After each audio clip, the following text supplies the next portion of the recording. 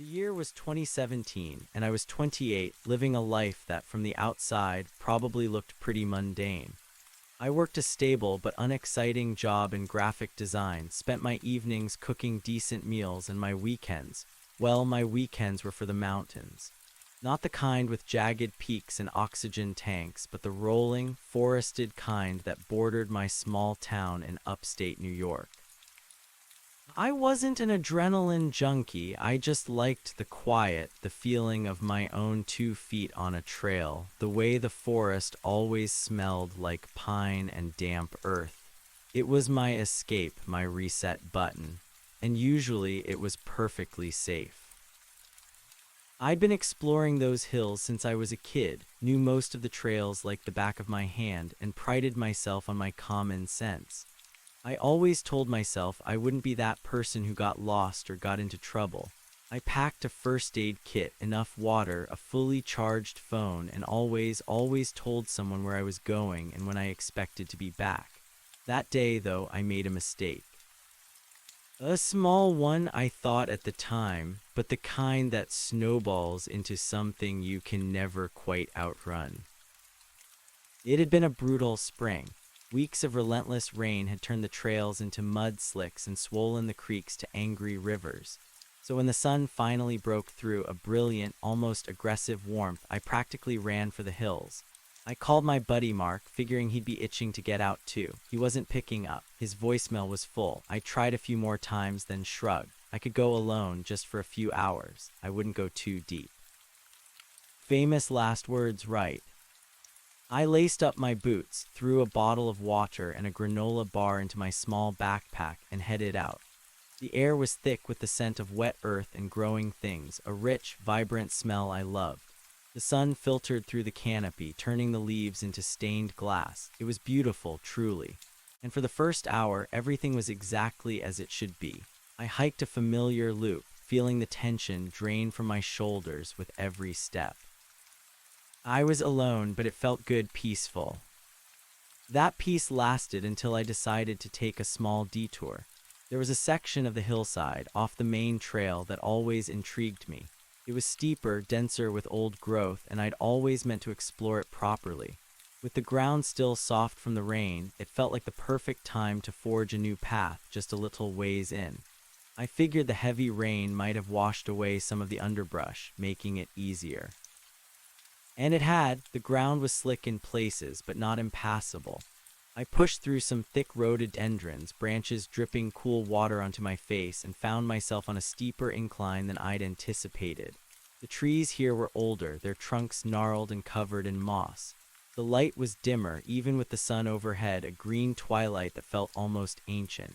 I was enjoying the challenge, the feeling of true wilderness when I saw it. At first, I thought it was just a natural rock formation, maybe part of an old stone wall that had long since crumbled.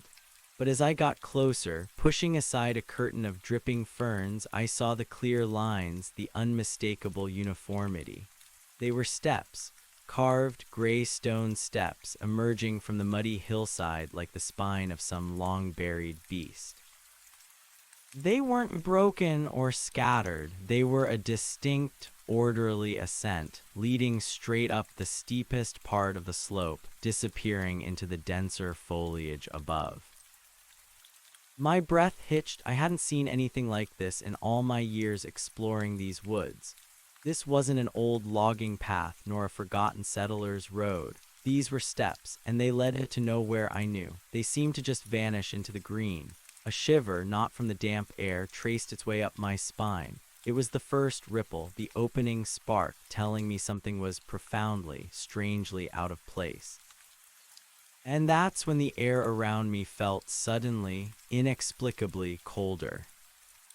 My rational mind, the one that designed brochures and understood vector graphics, screamed at me to turn back. This wasn't right. These woods were explored, mapped. There shouldn't be ancient steps leading to nowhere. But another part of me, the part that thrived on discovery and the quiet thrill of the unknown, pulled me forward. It was like standing on the edge of a precipice, terrifying and exhilarating all at once. The inexplicable cold intensified, wrapping around me like a damp cloak, despite the sun still filtering through the canopy above. It wasn't the chill of a shaded forest floor. It was a deeper, more profound cold, as if the air itself was thinning, losing its warmth. I took a tentative step onto the lowest stair. The stone felt rough, unyielding, yet strangely smooth beneath the thick layer of damp earth and moss. It was clearly man-made, or at least shaped by some intelligence. The gray material was unlike any natural rock formation I'd encountered in these parts. My boot made a soft, squelching sound as it sank slightly into the accumulated detritus. I looked up, trying to gauge how far they went. The steps ascended steeply, disappearing into the dense, dark green of the foliage above, an emerald tunnel carved into the hillside. A knot formed in my stomach. This was the kind of situation in horror movies where the protagonist, against all common sense, decides to investigate the creepy thing. I was that person, but the pull was too strong.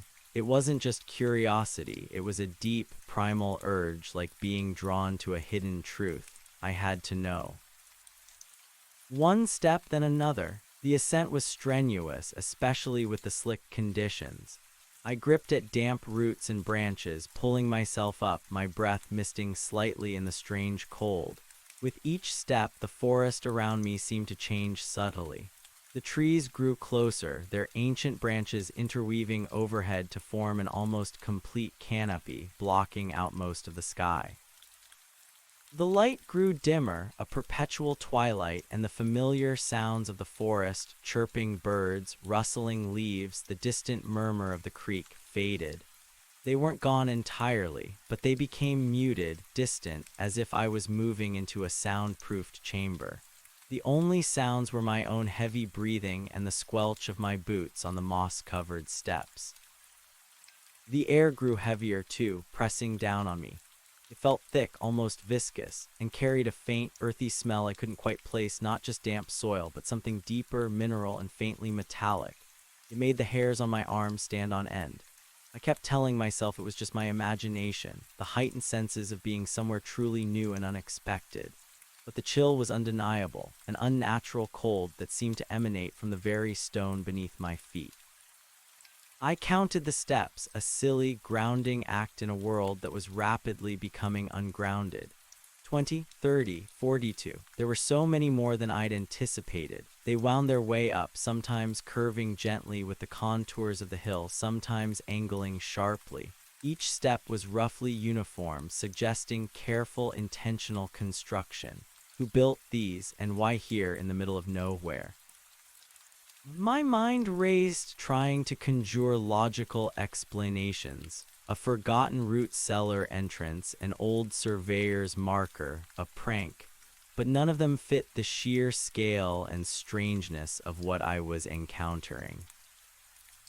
Finally, after what felt like an eternity but was probably only 10 or 15 minutes of arduous climbing, the steps leveled out. I pushed through a final thicket of dark, glossy leaves and emerged into a space that stole my breath. It wasn't a clearing, it was a plateau, a circular depression carved into the very top of the hill, and at its center stood something. My eyes struggled to adjust to the dim light. The canopy overhead here was even thicker, a solid roof of interwoven branches and leaves, letting through only dappled, emerald-tinted shafts of light that painted eerie patterns on the ground. The air was utterly still, silent, the cold more profound than before, biting at my exposed skin. The structure at the center wasn't a building in the traditional sense, or at least not one I recognized. It was a massive gray stone cylinder, perhaps 15 feet in diameter and reaching maybe 30 feet into the obscuring canopy. Its surface was smooth, almost polished in places, but heavily weathered, covered in patches of dark green moss and streaks of mineral runoff that looked like tears. There were no windows, no visible doors, no obvious seams where blocks might have been joined. It appeared to be a single monolithic piece of stone rising impossibly out of the earth. And it was covered in carvings. My heart pounded a frantic rhythm against my ribs. These weren't crude pictograms or simple tribal marks. These were intricate, swirling patterns, deeply incised into the stone, forming what looked like symbols and figures I couldn't comprehend. They weren't hieroglyphs, nor did they resemble any known ancient script. They were organic, almost fractal in their complexity, intertwining lines that seemed to writhe and flow across the cylinder's surface. Some areas depicted stylized, elongated shapes that could have been humanoid, but with exaggerated features, unnaturally long limbs, heads that were too large or too small, eyes that were mere slits or vast, empty sockets. Other patterns were purely abstract, geometric spirals and interlocking shapes that seemed to shift and dance in my peripheral vision. I stepped closer, my boots crunching on something dry and brittle on the ground. Twigs, fallen leaves, but beneath that, a layer of fine, dark dust. The silence here was absolute, broken only by the frantic thump of my own pulse. The temperature dropped even further, and I could see my breath pluming in front of me like a ghost sighing. A shiver ran down my spine, this time of pure, unadulterated dread.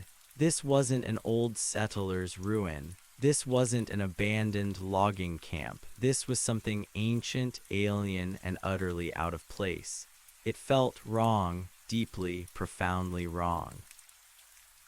I reached out a trembling hand, hesitating just inches from the carved stone.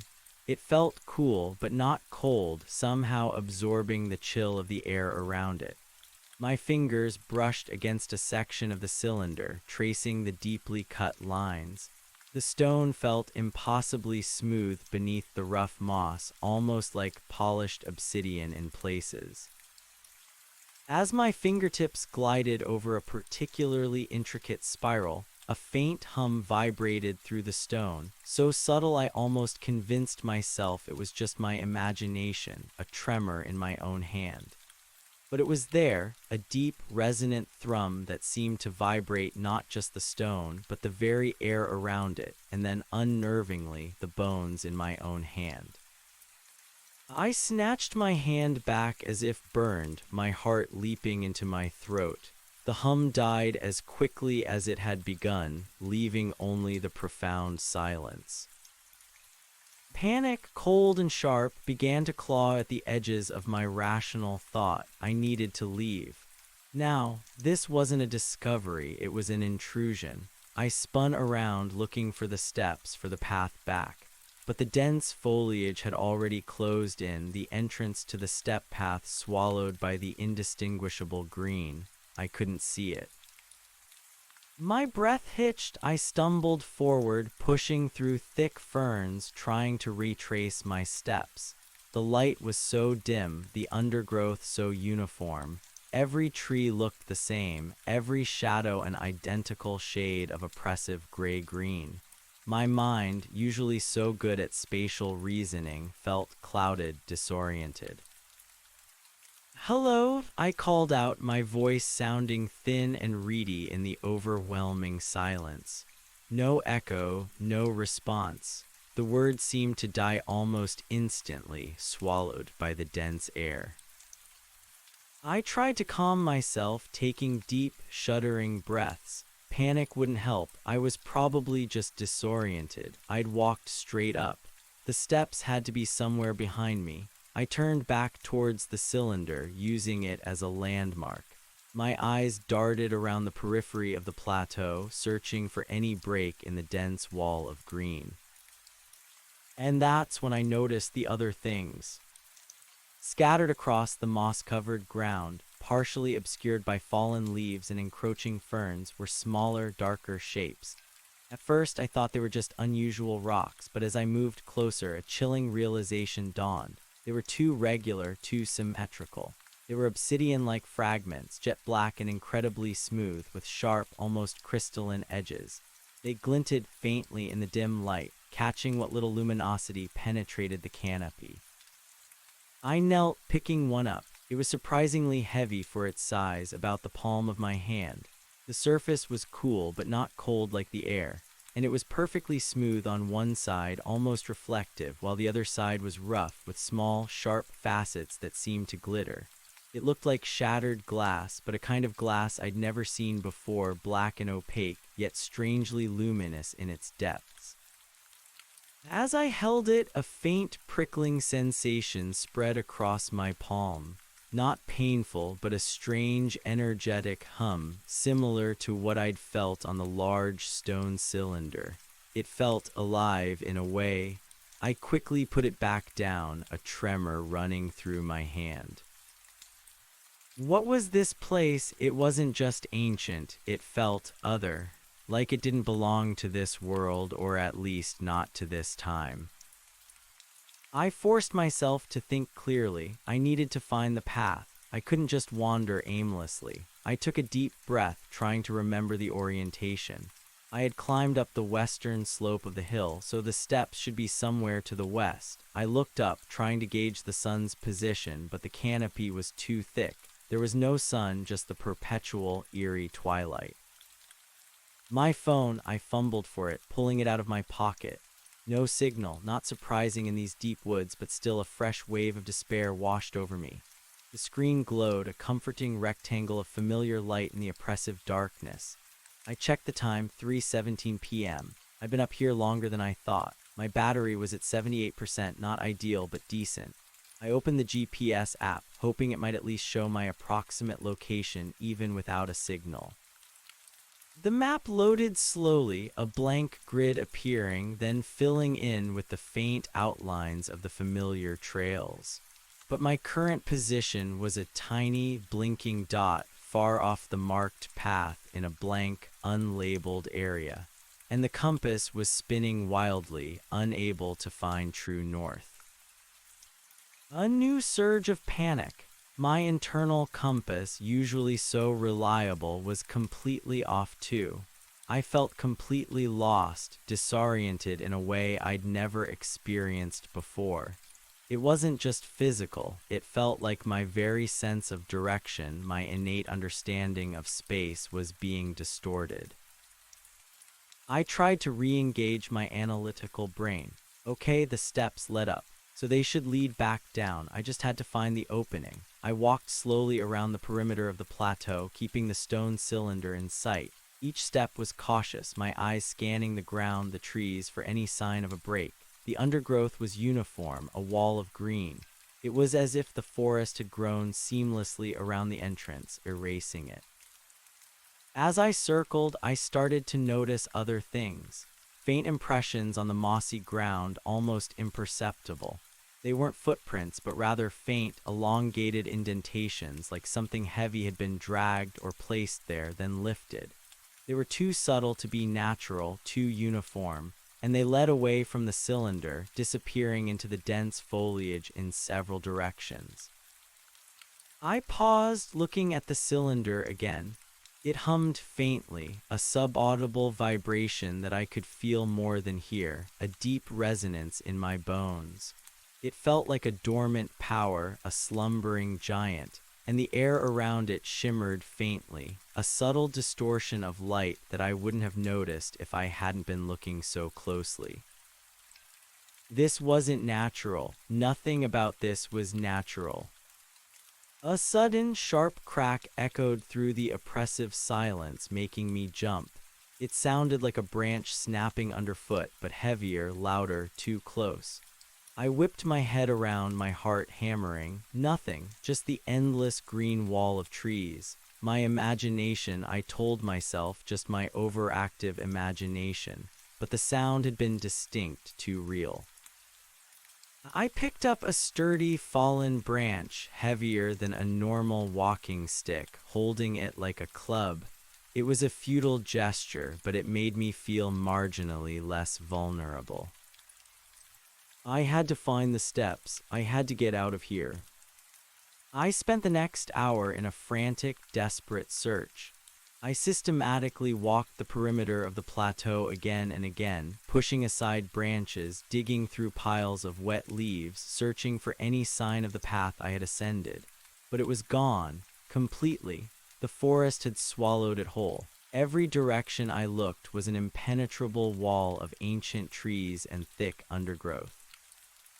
It was as if the steppes had simply dissolved, leaving me trapped on this strange, cold, silent plateau with its humming, carved monolith.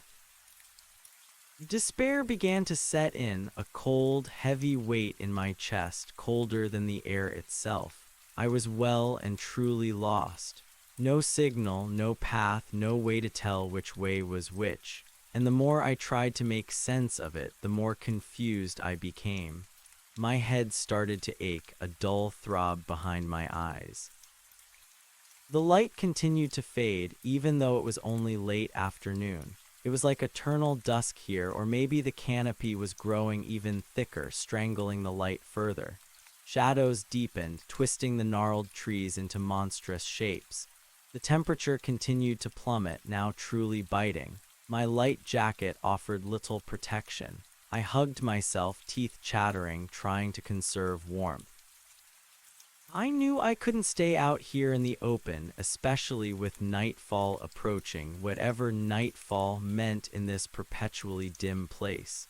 I needed shelter.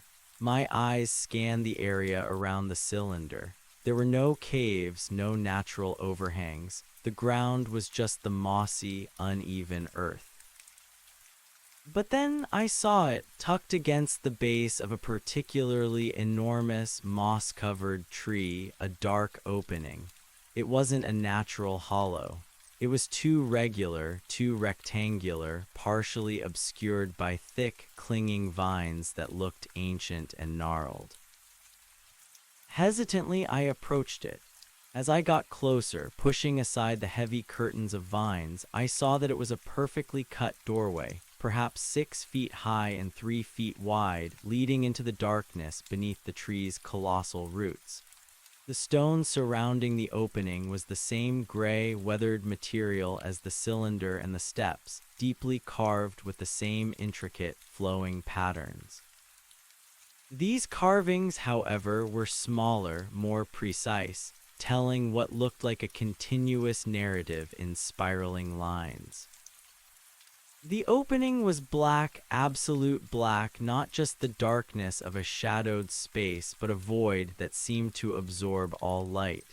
A faint, earthy smell, stronger than the one I'd noticed before, emanated from within.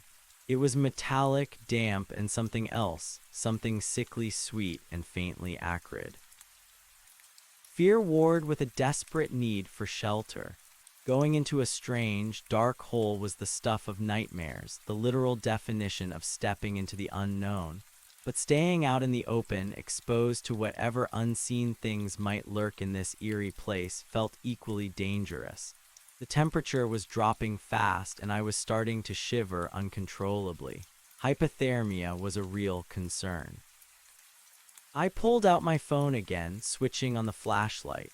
The beam cut through the oppressive gloom, illuminating the intricate carvings around the doorway. They pulsed faintly in the phone's light, seeming to shift and writhe, an optical illusion caused by their complex patterns.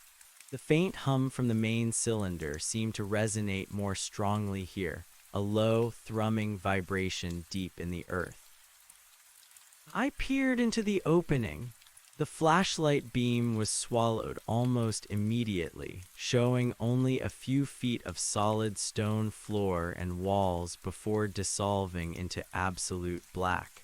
The air that flowed out was even colder than outside, carrying that unsettling metallic scent. This was a bad idea, a terrible idea. My gut screamed it, but what choice did I have? I couldn't find the steps. I was stranded. Taking a deep, shaky breath, I gripped my branch tighter, holding my phone out in front of me. "Hello," I called again, my voice trembling. The sound was swallowed by the void.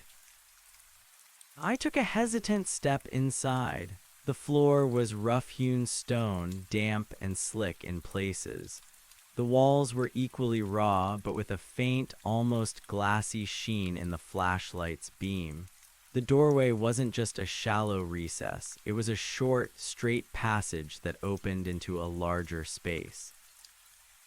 The room I entered was roughly circular, perhaps 20 feet in diameter, with a low, vaulted ceiling. The air was thick, heavy, and that metallic, acrid smell was much stronger here, making my nose wrinkle.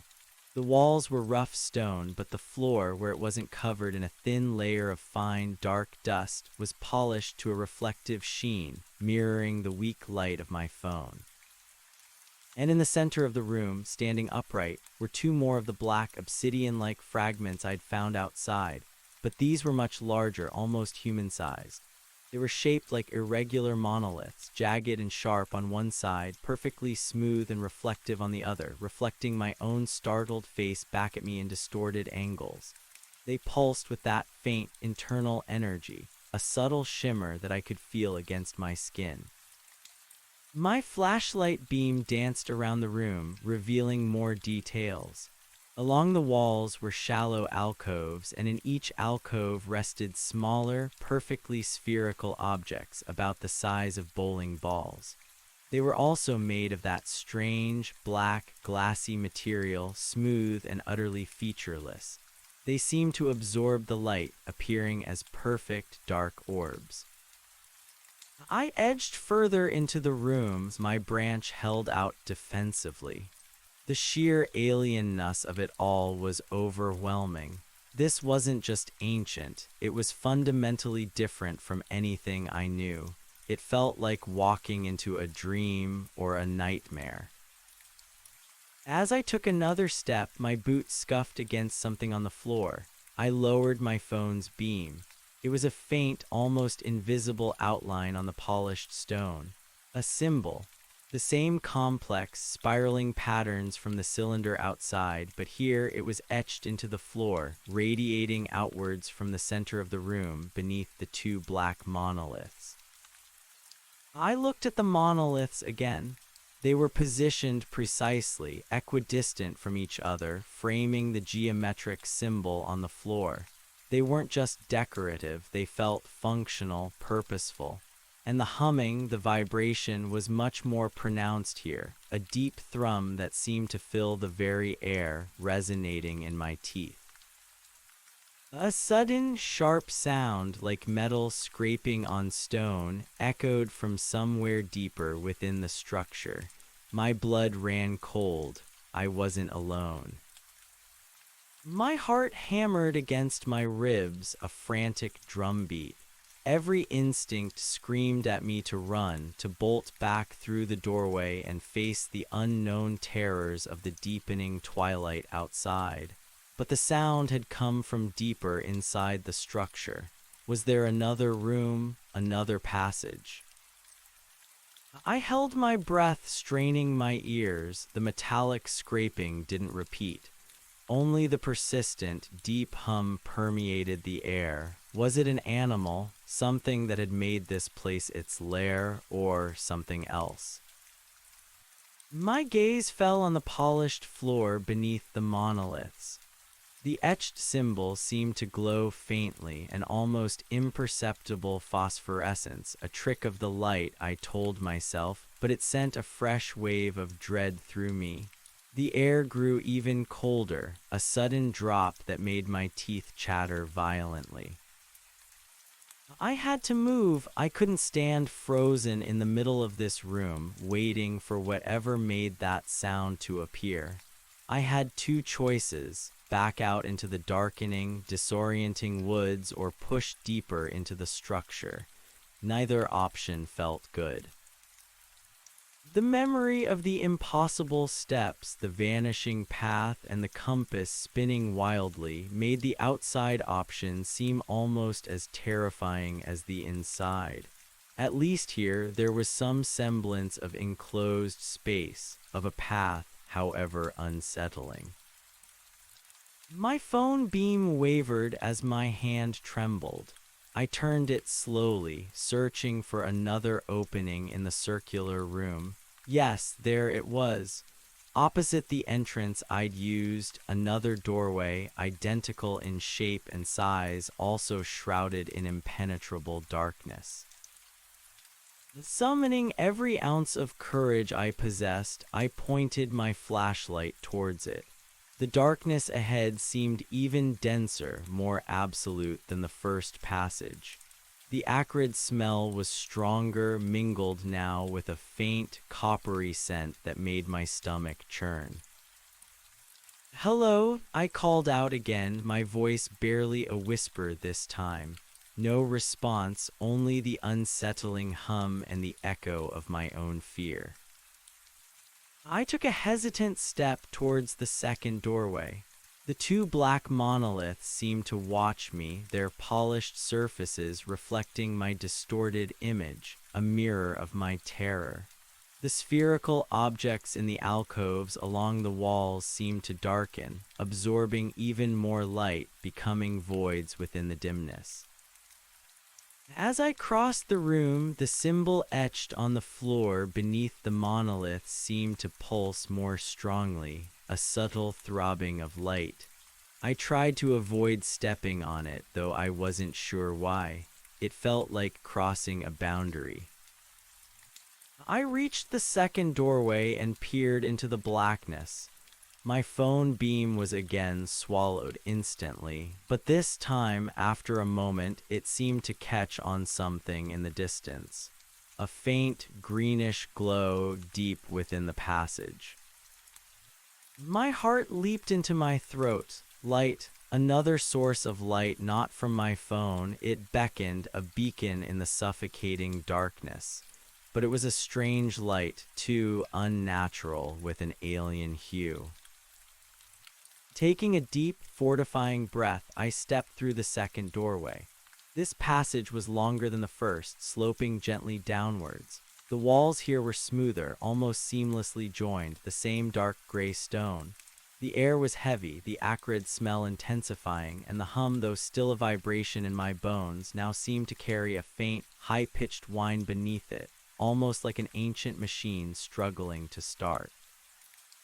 The green light grew steadily brighter as I advanced, casting eerie, shifting shadows on the walls.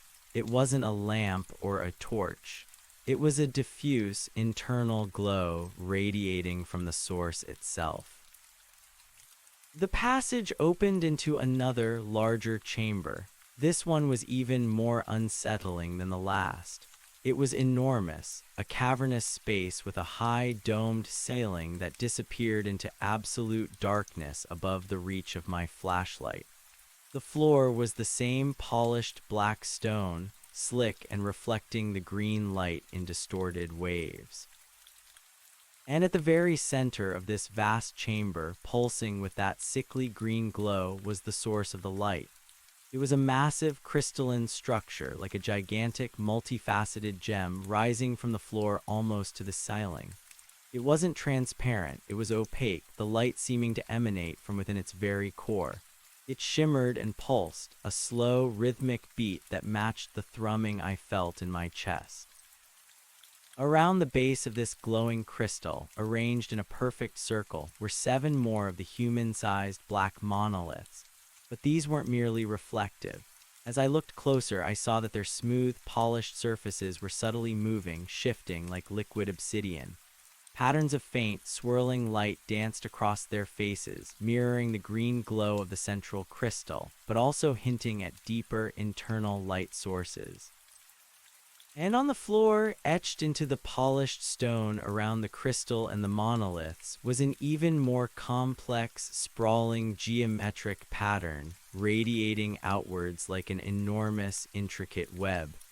It was more than just a symbol. It felt like a diagram, a blueprint for something vast and incomprehensible.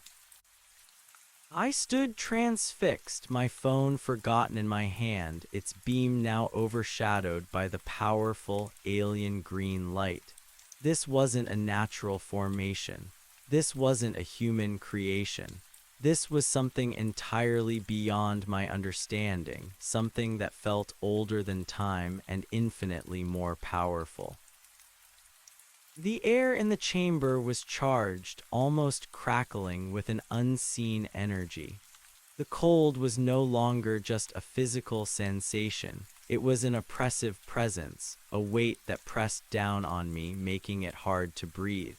The high-pitched whine beneath the hum intensified, an almost unbearable sound that grated on my nerves. As I watched, mesmerized by the pulsing green crystal, one of the black monoliths began to change. The swirling patterns on its surface grew more defined, coalescing into shapes that seemed to shift and reform. Then, from its top, two faint points of green light appeared, like eyes opening in the polished blackness. My breath caught in my throat. It wasn't just a monolith, it was awakening. The light eyes on the monolith fixed on me. I felt a sudden, intense pressure in my mind, like a silent scream, a wave of information or perhaps emotion washing over me, incomprehensible yet deeply unsettling. It was a feeling of ancient, patient observation and something else, a profound, bone-deep weariness, mingled with a faint, almost imperceptible curiosity. I stumbled backwards, my mind reeling. This was too much. This was impossible. Machines, beings, what were these things? As I backed away, my foot slipped on the slick, polished floor. I windmilled my arms, trying to regain my balance, but it was too late. I fell heavily, my head cracking against the hard stone floor with a sickening thud. Pain exploded behind my eyes, and for a moment the world dissolved into a kaleidoscope of green and black. Darkness began to creep in around the edges of my vision, not just the physical darkness of the chamber, but an internal fading. The humming intensified, resonating in my skull, and the green light from the crystal seemed to grow impossibly bright, searing into my eyes. Through the haze of pain and encroaching unconsciousness, I saw the monolith with the glowing eyes move. It wasn't walking, but rather gliding silently, smoothly across the polished floor towards me. The other monoliths around the crystal began to shimmer more intensely, their surfaces rippling like disturbed water. The green crystal pulsed, brighter, faster, its light now filling the entire chamber, blinding me. A faint, almost musical chime resonated through the air, vibrating through my very bones. It wasn't unpleasant, but it was alien, a sound beyond human comprehension. It mingled with the high-pitched whine, creating a symphony of incomprehensible tones.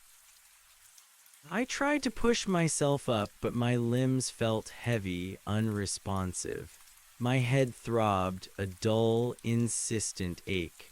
The metallic smell was now overwhelming, and I tasted copper in my mouth, hot and coppery. The monolith stopped just a few feet from me, its twin green lights narrowed, seeming to focus. I could feel its gaze, not on my body, but on my mind, probing, searching. It wasn't aggressive, not exactly, but it was utterly invasive, peeling back layers of my consciousness, exposing thoughts and memories I hadn't even realized I possessed. Then a voice not heard with my ears but felt directly in my mind. It was a chorus of whispers, thousands of voices speaking as one, ancient and resonant, yet perfectly clear, though the language was entirely alien. It was a stream of concepts, not words, pouring into my awareness, overwhelming my senses. Query, intruder, anomaly, life form, Terran, designation, human, state, injured, intent, unknown, origin, uncatalogued. The sheer volume of information, the alien syntax of thought, was crushing. My mind reeled. It was directly communicating, directly accessing my thoughts. I tried to push back to shield my mind, but it was like trying to stop a tidal wave with my bare hands. Observation, fear, distress, confusion, threat assessment, low, analysis, potential for interaction. The interaction, the thought filled me with a fresh wave of terror. What kind of interaction? It felt like I was a specimen under a microscope, utterly exposed, utterly powerless. The monolith began to emit a low, steady thrum, and a faint, almost invisible field of energy seemed to emanate from its surface, washing over me. It felt like a gentle current, but it also carried a strange, dissociative sensation, as if my body was becoming lighter, less substantial. The pain in my head began to recede, replaced by a strange numbness. My eyelids fluttered, the green light intensified, and the swirling patterns on the monoliths grew more intricate, more complex, filling my vision. The central crystal throbbed, its light pulsing with an accelerated rhythm. The entire chamber hummed, vibrated, a vast, ancient engine coming to life. Through the shimmering green haze, I saw the monolith extend something from its polished black surface. Not an arm, not a limb, but a tendril of dark, fluid energy extending towards me. It shimmered, catching the light, and moved with a slow, deliberate grace, reaching for my outstretched hand. My mind screamed in protest, but my body wouldn't obey. I was paralyzed, held captive by the unseen force emanating from the monolith. The tendril of energy touched my fingers. It wasn't cold or hot or painful. It felt hollow, like pure vacuum. And as it made contact, a surge of sensation, overwhelming and utterly alien, coursed through my entire being. Images flashed through my mind, not my own, but vast, sprawling landscapes, star-filled voids, strange architectures, and fleeting glimpses of beings that defied description. Sounds not of this world echoed in my inner ear. It was as if a dam had broken and an entire universe of information was flooding into my consciousness, an impossible torrent that threatened to shatter my very sanity. Link established, commencing data transfer, identity imprint, accessing local memory architecture. The alien thoughts were clear now, though still purely conceptual. They weren't just probing, they were connecting, merging. I felt my own memories, my own identity being accessed, analyzed, copied. It was a violation so profound it transcended fear. It was the complete erasure of self, the absorption into something vast and unimaginable. My vision blurred, the green light coalescing into a single blinding point. The humming reached a crescendo, a deafening roar that vibrated through every cell of my body. My head swam, my consciousness fragmenting. I could feel my essence, myself, being stretched thin, pulled into an abyss of alien knowledge.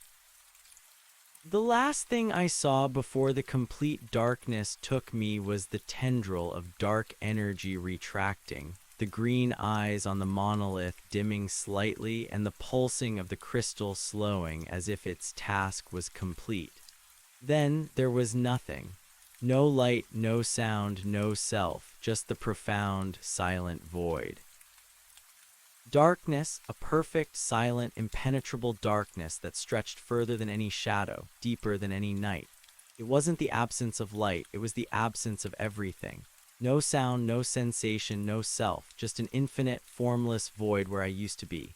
My last memory was of the tendril of energy, the blinding green light, the roar of the ancient engine, and the overwhelming torrent of alien knowledge. Now there was nothing.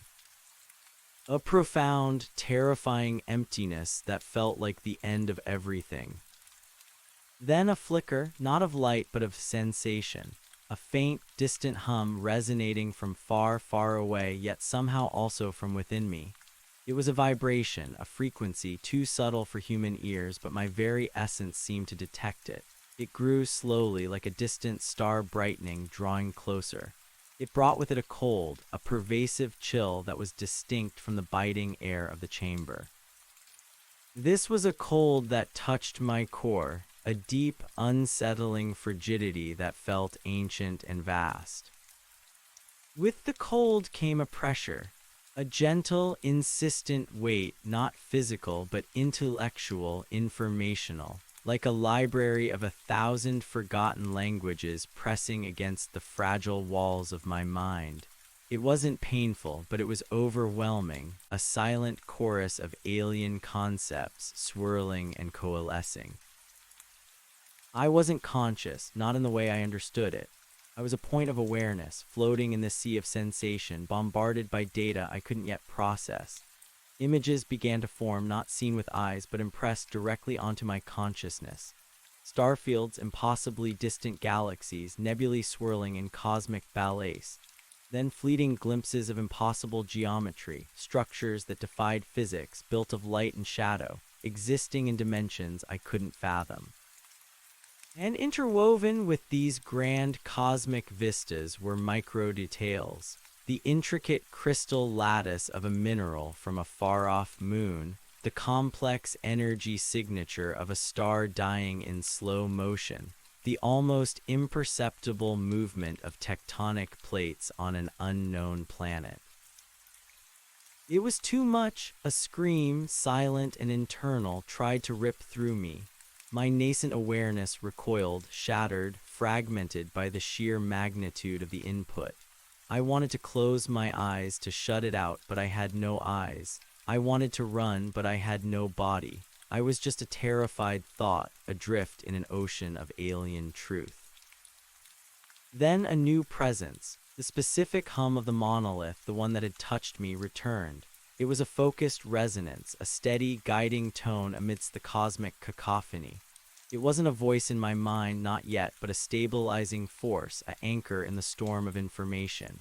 It began to filter the torrent, to organize it, to present it in a way that my primitive human mind might eventually grasp. The images became less chaotic, more sequential. They showed paths not through space but through time, eons passing like mere seconds, the rise and fall of civilizations across countless worlds, beings of energy, of light, of pure thought, their history, their purpose, their vast melancholic journey across the cosmos. It wasn't a story told with words, but with pure, unadulterated experience imprinted directly onto my soul. I was watching, no, living the chronicle of something impossibly ancient, something that had witnessed the birth and death of stars. And then woven into this grand tapestry were glimpses of my memories. My childhood home, the scent of pine needles on the forest floor, Mark's laugh, the feel of my design tablet beneath my fingers. They were interlaced, cross-referenced, analyzed not by a cold, uncaring machine, but with a strange, almost gentle curiosity. My life, mundane as it was, became part of their vast database, a tiny, fresh data point in an incomprehensible archive. The connection felt complete. The flood began to recede, not abruptly, but like a tide going out, leaving behind a profound stillness. The humming faded, the cold lessened, the pressure lifted. The perfect darkness remained, but it no longer felt empty. It felt full, as if the void itself was teeming with dormant information waiting to be accessed. Then light. It wasn't a sudden flash, but a slow, gradual return to the green-tinged twilight of the alien chamber. My eyelids felt heavy, gritty, as if they hadn't been closed in 1,000 years. My body ached, a dull, persistent throb throughout, but especially in my head. A sharp, coppery taste was in my mouth. I was lying on the cold, polished stone floor exactly where I had fallen. The metallic, acrid smell still hung heavy in the air, but it was less overpowering now. The central green crystal still pulsed, its eerie light illuminating the vast chamber. The black monolith stood silently around its base, their surfaces reflecting the green glow, but they no longer rippled or shimmered. The eyes of light on the monolith that had touched me were gone. They were just silent, imposing structures once more. I pushed myself up, groaning softly. My head pounded.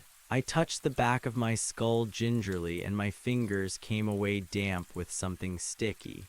Blood, a slow, steady trickle. It was a harsh reminder of my physical vulnerability, a stark contrast to the cosmic journey my mind had just taken. As I sat up, leaning against the cold stone, a wave of dizziness washed over me. I closed my eyes, trying to clear my head. The moment I did, a startling clarity burst forth behind my eyelids. It wasn't darkness I saw, but intricate patterns, flowing lines of pure energy, the complex schematics of the chamber itself, rendered in an alien script of light.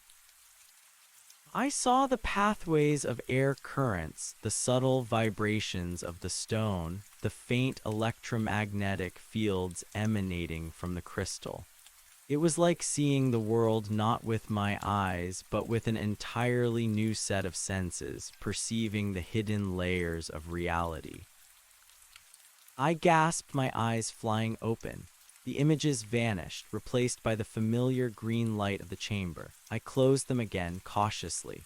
There they were, the energy patterns, the blueprints, the hidden truths. I could see the hum that permeated the air as a low, resonant wave, the pulse of the crystal as a rhythmic surge of emerald power. It was like I had been blind my entire life, and now, for the first time, I could truly see. Panic and awe warred within me. What had they done to me? What was I? I opened my eyes, the external world suddenly feeling crude and incomplete. The polished stone floor seemed dull, the monoliths inert, the air stagnant, but I knew what lay beneath. I could feel the intricate web of power flowing through the floor, the silent, dormant energy within the monoliths, the vast, ancient purpose that pulsed within the crystal. I tried to stand, my legs wobbly. The branch I'd been carrying lay forgotten a few feet away. My phone was still clutched in my hand, its screen dark, battery dead. The fall must have damaged it, or perhaps the energy in the chamber had drained it. It felt utterly useless anyway, a relic from a world that now seemed impossibly far away. My head still ached, but the numbness from the alien contact was fading, replaced by a strange sense of integration. It was as if a vast new hard drive had been installed in my brain, full of alien software, silently running in the background. I felt more awake, more aware than I ever had in my life. Every sound, every scent, every minute detail of the chamber was amplified, filtered through this new alien lens. I looked at the monolith that had touched me. It seemed to pulse faintly in my new perception, a low, steady thrum. I didn't feel the overwhelming fear anymore, not entirely. There was still a deep unease, a sense of having been irrevocably changed, but also a strange, quiet understanding. They hadn't been hostile, they had been inquisitive, and now they had imparted something. The metallic taste in my mouth was still there, but now, with my enhanced senses, I could identify it more precisely. Iron, and something else, something organic, sickly sweet, the smell of blood, my own. I needed to get out, that much was still clear. But how? The path back to the first circular room and then hopefully to the outside was still there. I remembered the other doorway, the dark passage. My new internal vision, even with my eyes open, could perceive the faint energy trails that seemed to weave through the stone walls, showing me the most efficient path, the points of least resistance. It was subtle, like a ghost overlaying my normal vision. I started to walk slowly, cautiously, towards the passage leading out. Each step was a conscious effort, my body protesting the sudden movement. My boots squelched on the damp floor, the sound grating on my now sensitive ears. As I passed one of the smaller, spherical objects in an alcove along the wall of the first circular room, a flash of insight, unbidden and complete, entered my mind. It was a storage unit, not for physical objects but for energy. A capacitor. It contained dormant power waiting for activation. I understood its function, its potential, its history, all in an instant, without a single spoken word or conscious thought. It was simply known. This was what they had done. They had opened pathways in my mind, activated dormant centers, implanted knowledge. My brain was no longer just mine. It was a blend of human and something else, something vast and ancient. I reached the first circular chamber. The two human-sized monoliths stood in the center, framing the etched symbol on the floor. With my new perception, I could see the energy patterns on the floor radiating outwards, a complex circuit board laid bare. The monoliths, too, hummed with a dormant power, connected to the central crystal through unseen conduits. They were not merely inert statues. They were sentinels, data repositories, guardians. I looked at the symbol etched into the floor beneath them. Before, it had been a mysterious pattern. Now, as I focused on it, meaning began to unfold in my mind, a cascade of concepts, of functions, of purpose. It was a key, a focal point, a system control. It was designed to channel and direct the energy of the crystal, to interface with the monoliths, to communicate across vast distances. It was a map of interconnected realities, a conduit between dimensions. My head throbbed not just from the injury, but from the sheer volume of information that was constantly swirling in my consciousness. I had to focus. I had to get out. I walked towards the entrance I'd used, the one leading back to the outside. As I neared it, the acrid metallic smell seemed to intensify, but with my new senses, I also detected other things. The faint scent of damp earth, yes, but also a strange, musky odor that was subtly biological, not quite animal, not quite human. And then I heard it again, a faint scraping sound, closer this time, just beyond the entrance. My heart hammered, a mix of old fear and new, hyper-aware caution. My enhanced hearing picked up the minute details, the drag of something heavy, the subtle shifting of weight, the faint, shallow breathing. I held my breath, straining to identify the source. It was low to the ground, moving slowly, deliberately. Not an animal I recognized, too large for a squirrel or a fox, too stealthy for a deer. My internal vision flared. I saw faint heat signatures, not just of vegetation, but of something warmer just outside the doorway. It was a diffuse, indistinct shape, but it was there. I gripped my heavy branch tighter, feeling a surge of primitive adrenaline, but with it came a strange calm. My mind, despite the fear, was working with a clarity I'd never experienced. Analyzing, calculating, anticipating. I stepped through the doorway, ready for anything. The passage was short. As I emerged into the circular plateau outside, the sight made my blood run cold, despite the new calm. The perpetually dim, green twilight of the plateau was even darker now. The air was colder, and a thin mist had begun to creep in, swirling around the base of the colossal trees. The stone cylinder, covered in its intricate carvings, loomed silently in the center, a dark, imposing sentinel. But it wasn't the darkness or the cold that caught my attention. It was the presence. The musky, biological scent was stronger here, almost overwhelming. And with my new senses, I could see them. Not clearly, not with my eyes, but as indistinct shifting forms in the periphery of my vision, shadows that moved against the backdrop of deeper shadows. They were long, slender, almost serpentine, weaving through the undergrowth, low to the ground. They emitted faint, irregular heat signatures, unlike any animal I knew. Their energy patterns were complex, a slow, patient pulse observing. There were 3 of them. My mind, now a conduit for alien logic, instantly processed the data, not native to this region, not biological in the traditional sense, yet undeniably alive, sentient or at least highly adaptive, and they were watching. They had been watching since I entered the structure.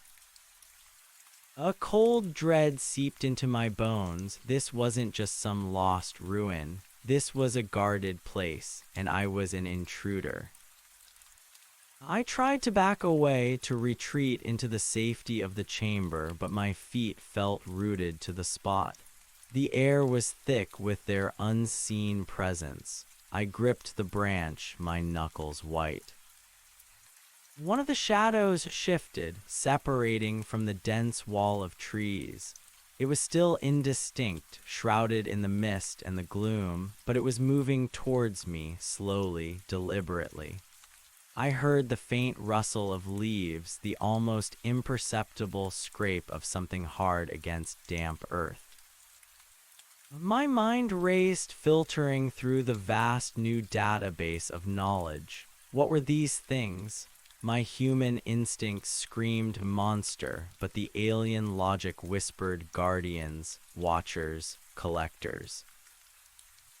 Then a thought, clear and unbidden, directly into my mind, not alien concepts this time, but words in English spoken with a voice that was both singular and plural, ancient and resonant, like the monolith itself. Intruder, you have activated the nexus. You have been changed. The voice was not heard with my ears, but directly imprinted onto my consciousness, bypassing my auditory senses. It was calm, measured, devoid of emotion, yet utterly authoritative. I stumbled back a step, almost falling again. My mind screamed telepathy. No direct neural interface. Symbiotic link has been established. Our data is now your data. Your potential is now unlocked. What are you? I stammered, my voice hoarse, barely a whisper. My eyes darted around, trying to pinpoint the source, but the voice seemed to come from everywhere and from the presence of the moving shadow. We are the keepers, the watchers, they who wait, and now you are part of the tapestry. The shadow was closer now. I could make out a long, dark form, low to the ground, perhaps 10 or 12 feet long, with a segmented body that seemed to flow rather than walk. There were no discernible limbs, no eyes that I could see, yet I felt its gaze, felt its awareness focused entirely on me. You have trespassed, but you have also connected, a rare occurrence. The Nexus chooses its own. The Nexus, I asked, my voice still trembling. The crystal. A conduit, a bridge, a repository. It is the heart, and you have touched its pulse. My internal vision flared again, showing me the energy patterns radiating from the shadow creature. It was complex, intricately woven, drawing power from the very earth, from the energy grid I could now perceive. It was an extension of the system, a living part of the ancient alien complex. Your injury is significant. Your blood loss requires attention. You are vulnerable. We can offer aid. Aid? I scoffed, a desperate, almost hysterical laugh escaping my lips. You're monsters. You knocked me out, you stuck things in my head, and now you want to offer aid. A necessary step. The bonding ritual is intricate. The shock to your primitive neural network was inevitable. Your physical form is fragile. The creature was directly in front of me now, perhaps 5 feet away. Its form coalesced slightly in the gloom. It wasn't a grotesque monster, not exactly. It was more like a living, breathing sculpture of obsidian and shadow. Its segmented body seemed to be made of the same black, crystalline material as the monoliths, reflecting the dim green light in fractured angles. It had no head, no discernible face, but at its front, where a head might be, the segments narrowed into a blunt, rounded point. There were no visible eyes, but I felt its perception, sharp and all-encompassing. One of its segments near the front began to glow faintly with the same sickly green light as the crystal. A small aperture opened, revealing a delicate metallic tendril much finer than the one from the monolith, ending in a tiny, glowing point. It extended towards me slowly, deliberately. My instincts screamed danger, but the alien logic in my mind whispered healing, repair, integration. A strange calm washed over me. I had faced the impossible, traversed alien consciousness. What was a little more strangeness? "What will it do?" I asked, my voice steadier now. "It will stabilize your physical form, accelerate regeneration, and complete the link." Complete the link, what does that mean? Your memories are now part of our archive. Our archive is now partially accessible to you. The physical bridge is the final stage. You will perceive, you will understand, you will adapt. The glowing tendril reached my forehead, hovering inches away. It radiated a faint warmth, a gentle hum. I could feel the energy emanating from it, a precise, intelligent force. My head throbbed, and the coppery taste in my mouth was nauseating. This was my choice. Submit to this alien process or try to run, injured and disoriented, into a hostile alien forest with invisible guardians. I closed my eyes. "Do it," I whispered. The tendril touched my skin. It wasn't painful, but a cold, intense pressure, like a stream of liquid light flowing into my skull. My head throbbed, then burned, then went numb. I felt a strange, sucking sensation, as if something was being drawn out of me and something else was being infused. The green light intensified even through my closed eyelids. The hum grew louder, encompassing. My body vibrated, every cell singing with an alien frequency. The world dissolved into a kaleidoscope of green and black once more, not the chaos of before, but an ordered, intricate dance of light and shadow, of energy and information. This time there was no void. My consciousness remained, observing, absorbing. I felt the physical body shifting, repairing. The pain in my head receded, the ache in my limbs faded. The cut on my scalp sealed itself, a faint tingling sensation replacing the wound. It was like watching a fast-forwarded video of my own healing, but from the inside. As the physical repair completed, a new wave of information flowed in, but this time it wasn't just raw data. It was contextualized. It was understanding. I saw the flow of energy through the earth, connecting every root, every stone, every living thing. I understood the language of the wind, the silent communication of trees, the intricate dance of photosynthesis. I perceived the subtle shifts in the Earth's magnetic field, the distant echoes of seismic activity, the quiet song of ancient geology. My human senses were still there, but they were now layered, augmented.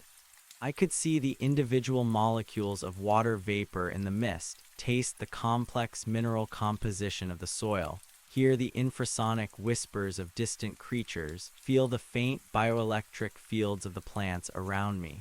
The world had exploded into a symphony of previously imperceptible details. And woven into this new sensory tapestry were memories, not my own, but shared, glimpses of the Watcher's own vast history, their origins on a world of crystal and light, their ancient purpose to seek and archive knowledge, to protect nascent life, to guide the slow, unfolding story of the cosmos. They were not malicious. They were simply custodians. The tendril retracted, the green glow faded, the humming subsided. I opened my eyes. The world was different. The mist was still swirling, the gloom still pervasive, but I saw through it all with crystalline clarity. The individual droplets of water in the air shimmered, refracting the faint light in miniature rainbows I hadn't noticed before. The leaves on the trees were no longer just green. I saw the intricate vascular networks, the chlorophyll-rich cells, the subtle breath of their life force. The very air pulsed with faint, vital energy. The black guardian creature stood before me, silent, unmoving. Its surface, previously just a polished black, now shimmered with an internal rainbow iridescence, catching every mote of light and reflecting it back in a dazzling display of spectral colors.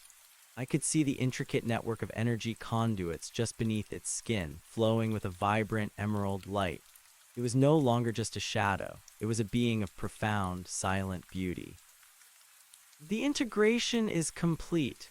The voice in my mind was softer now, more resonant, less alien, yet still carrying the weight of ages. Your body is optimized. Your senses are expanded. You are capable of much more than before. I lifted my hand. It no longer trembled. I could feel the intricate dance of muscle fibers, the rush of blood, the faint electrical impulses of my nerves. My vision, my hearing, my sense of touch, all were sharpened to an impossible degree.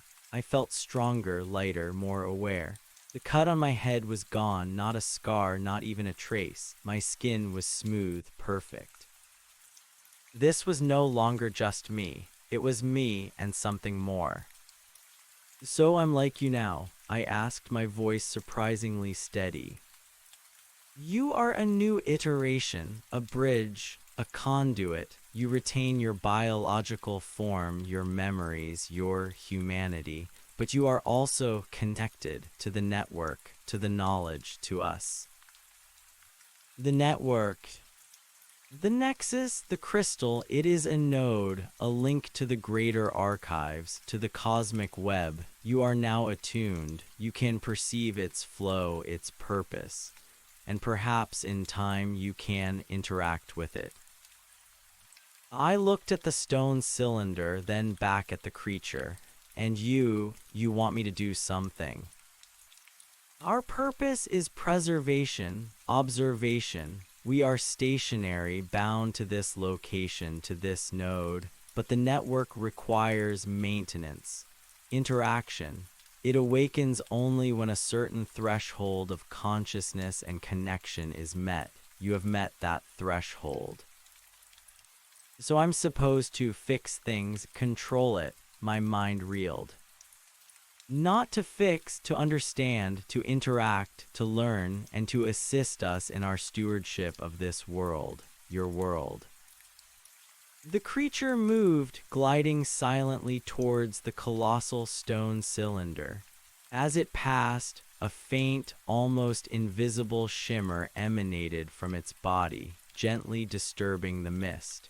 It stopped at the base of the monolith, its form melting slightly into the stone as if it were part of it. "The pathway is open. You may leave, or you may choose to remain." My mind was a maelstrom of thoughts. Leave? After all this, how could I go back to my old life, my mundane job, after glimpsing the universe through alien eyes? How could I pretend this hadn't happened? I was irrevocably changed. But the desire for my old life, for familiar faces, for the warmth of the sun, was still strong. My connection to Mark, my memories of hiking, of simple meals, of design work were still there, vibrant and real. They were part of who I was, interwoven with the new alien knowledge. I looked around the plateau. The path I had ascended, the stone steps, were still hidden, swallowed by the dense foliage. But now, with my new vision, I could see the subtle energy distortions, the faint trails that indicated its presence. It wasn't physically visible, but I could feel its location, its path, its connection to the rest of the forest. I took a deep breath. The air no longer felt cold and oppressive. It felt vibrant, alive, teeming with 1,000 unseen energies. The very forest was singing, a chorus of life that had always been there, unheard, unseen. "I need to leave," I said, my voice echoing slightly in the strange stillness. "I need to go home." "Your perception of home has been altered, but the path is open. Follow the currents."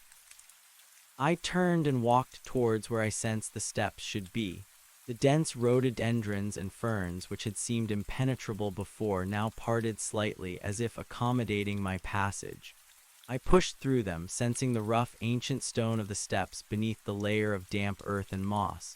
I stepped onto the first one. It was still there, a solid, tangible link to the outside world, a bridge between two realities. The descent was easier, faster, my new, optimized body moving with an almost effortless grace. My footing was sure on the slick, muddy stone. I no longer had to grip roots or branches. I simply knew where to place my feet, anticipating the next contour, feeling the subtle shifts in the earth beneath me. As I descended, the alien senses began to recede slightly or perhaps integrate more deeply into my subconscious. The overwhelming torrent of information quieted, becoming a background hum, a vast, silent library always at my disposal but not constantly demanding my attention. My human vision returned to its accustomed dominance, but it was sharper, clearer, picking out details I would have missed before. The forest sounds began to filter back in, clearer, richer, each individual bird song, each rustle of leaves distinct and vibrant. The cold lessened, replaced by the familiar damp coolness of the shaded forest floor. The air thinned, growing lighter, carrying the fresh scent of pine and damp earth. The emerald twilight began to give way to the more familiar dappled sunlight filtering through the canopy. When I finally reached the bottom, pushing through the last curtain of ferns, I found myself standing on the familiar main trail. It was exactly as I remembered it, a wide, well-worn path winding through the trees. The sun, though still low, painted the leaves with streaks of gold. The familiar creek murmured in the distance. I looked back up the hillside. The dense foliage had closed in behind me, a seamless wall of green. There was no sign of the steps, no indication of the strange path I had just descended. It was as if they had never existed, but I knew they were there. I could feel their presence, a faint, resonant echo in the earth. I took a shaky breath. The world looked the same, but I knew deep in my bones that it was fundamentally different. I was fundamentally different. My dead phone was still clutched in my hand. I dropped it into my pocket. It felt like a toy, a relic of a past life.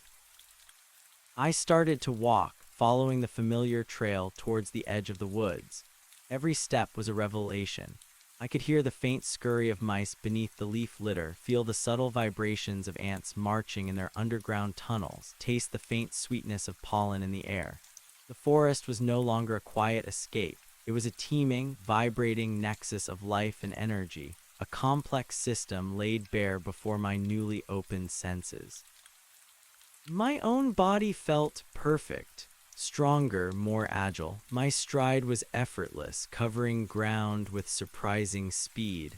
I felt a vitality I had never known. The fatigue, the aches, the mental fog of my old life, all were gone, replaced by a boundless energy and a crystalline clarity of thought. As I walked, I began to experiment subtly. I focused my intent, tried to see the energy patterns of a specific tree. Immediately, a shimmering overlay appeared, showing its root system, its internal sap flow, its photosynthesis process in vivid detail. I could zoom in, focusing on individual cells, then pull back to see its interconnectedness with the surrounding forest. It was like having a constant, living MRI scan of the world around me. It was overwhelming, exhilarating, terrifying. I reached the trailhead parking lot. My car was there, looking utterly mundane, utterly normal. Other cars were parked nearby, their owners likely out enjoying a normal hike. The air smelled of gasoline and exhaust, a harsh contrast to the vibrant, clean air of the deep woods. I got into my car, the familiar scent of stale coffee and old upholstery hitting my heightened senses like a physical blow. The hum of the engine, the subtle vibrations of the chassis, the electromagnetic fields radiating from the dashboard electronics, it was all amplified, almost painful. I had to consciously dampen my new senses to filter out the noise to try and regain a semblance of normalcy. I started the car and pulled out of the parking lot. The road stretched ahead, familiar asphalt gray. Houses began to appear, neat suburban lawns, children playing in driveways, normalcy. But I knew it was an illusion. The normal world was still there, but I was no longer a normal part of it. I was something else, something new, a hybrid of human and unknown. The alien knowledge, the vast cosmic archive, lay dormant within me, waiting. The keepers, the watchers, were still back in the deep woods, silently observing, and I was their reluctant, accidental emissary. What now? How do you go back to graphic design, to cooking decent meals, to mundane weekends when you've glimpsed the true nature of the universe? When you can hear the whisper of ancient stars and feel the pulse of the living earth? The sun was setting, painting the sky in fiery oranges and purples. It was a beautiful sunset, one I had seen countless times. But now I saw the intricate play of light scattering through the atmosphere, the faint electromagnetic fields radiating from the sun, the complex molecular structure of the clouds. It was no longer just beautiful. It was a symphony of physics and energy laid bare before my new eyes. I drove home, my mind racing, trying to process the impossible. My apartment building appeared, a brick rectangle. I parked, got out, and walked towards the entrance, my steps light, my senses humming. As I opened the door to my apartment, the familiar smell of my own home, old books, fresh laundry, a lingering scent of last night's dinner, washed over me, amplified. I saw the dust motes dancing in the faint light, the subtle imperfections in the paint, the faint electrical hum from the refrigerator. I walked into my living room and my eyes fell on my design tablet lying on the coffee table. It seemed quaint, almost primitive. Vector graphics and brochures. It felt like a lifetime ago. I closed my eyes and instantly the complex energy patterns of the apartment overlaid my vision. The wiring in the walls, the flow of electricity, the faint heat signatures of the pipes. And beyond that, the subtle hum of the earth beneath the building, the network of roots beneath the concrete, the distant pulse of the crystal deep in the woods, faint but undeniably present, a constant, silent companion. I was connected, I was aware, and I had no idea what to do next. My old life was gone, shattered by an accidental detour. My new life had just begun, and it was utterly, terrifyingly, impossibly alien. The journey had ended, but the real challenge had only just begun. I was home, but I was no longer me. The weight of what I had become was almost crushing, even with my enhanced clarity.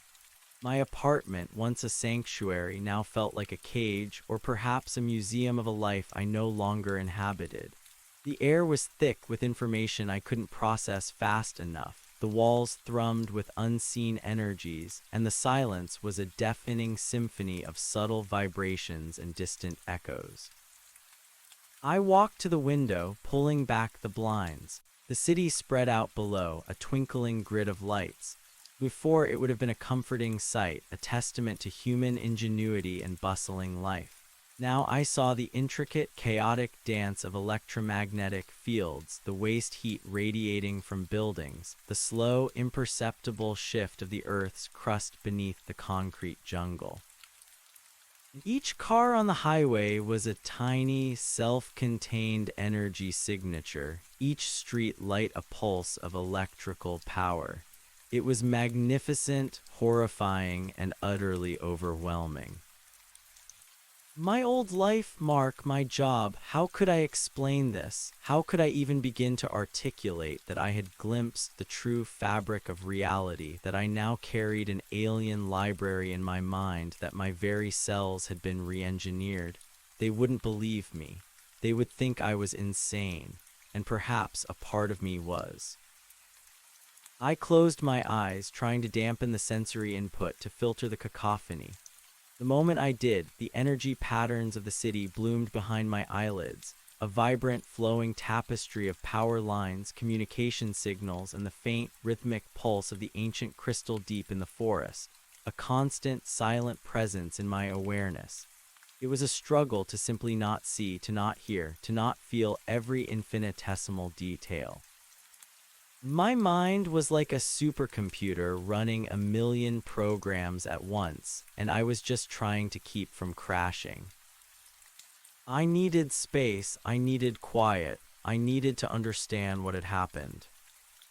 My gaze fell on my laptop, still open on my desk. Before it was my portal to creativity, to work, to connection. Now it felt like a child's toy. I picked it up. Its cold metal casing felt strangely dull against my hypersensitive skin. The faint electrical hum was almost painful. I tried to focus, to access the internet, to search for what? Alien monoliths in Appalachian mountains. Human mind linked to ancient network.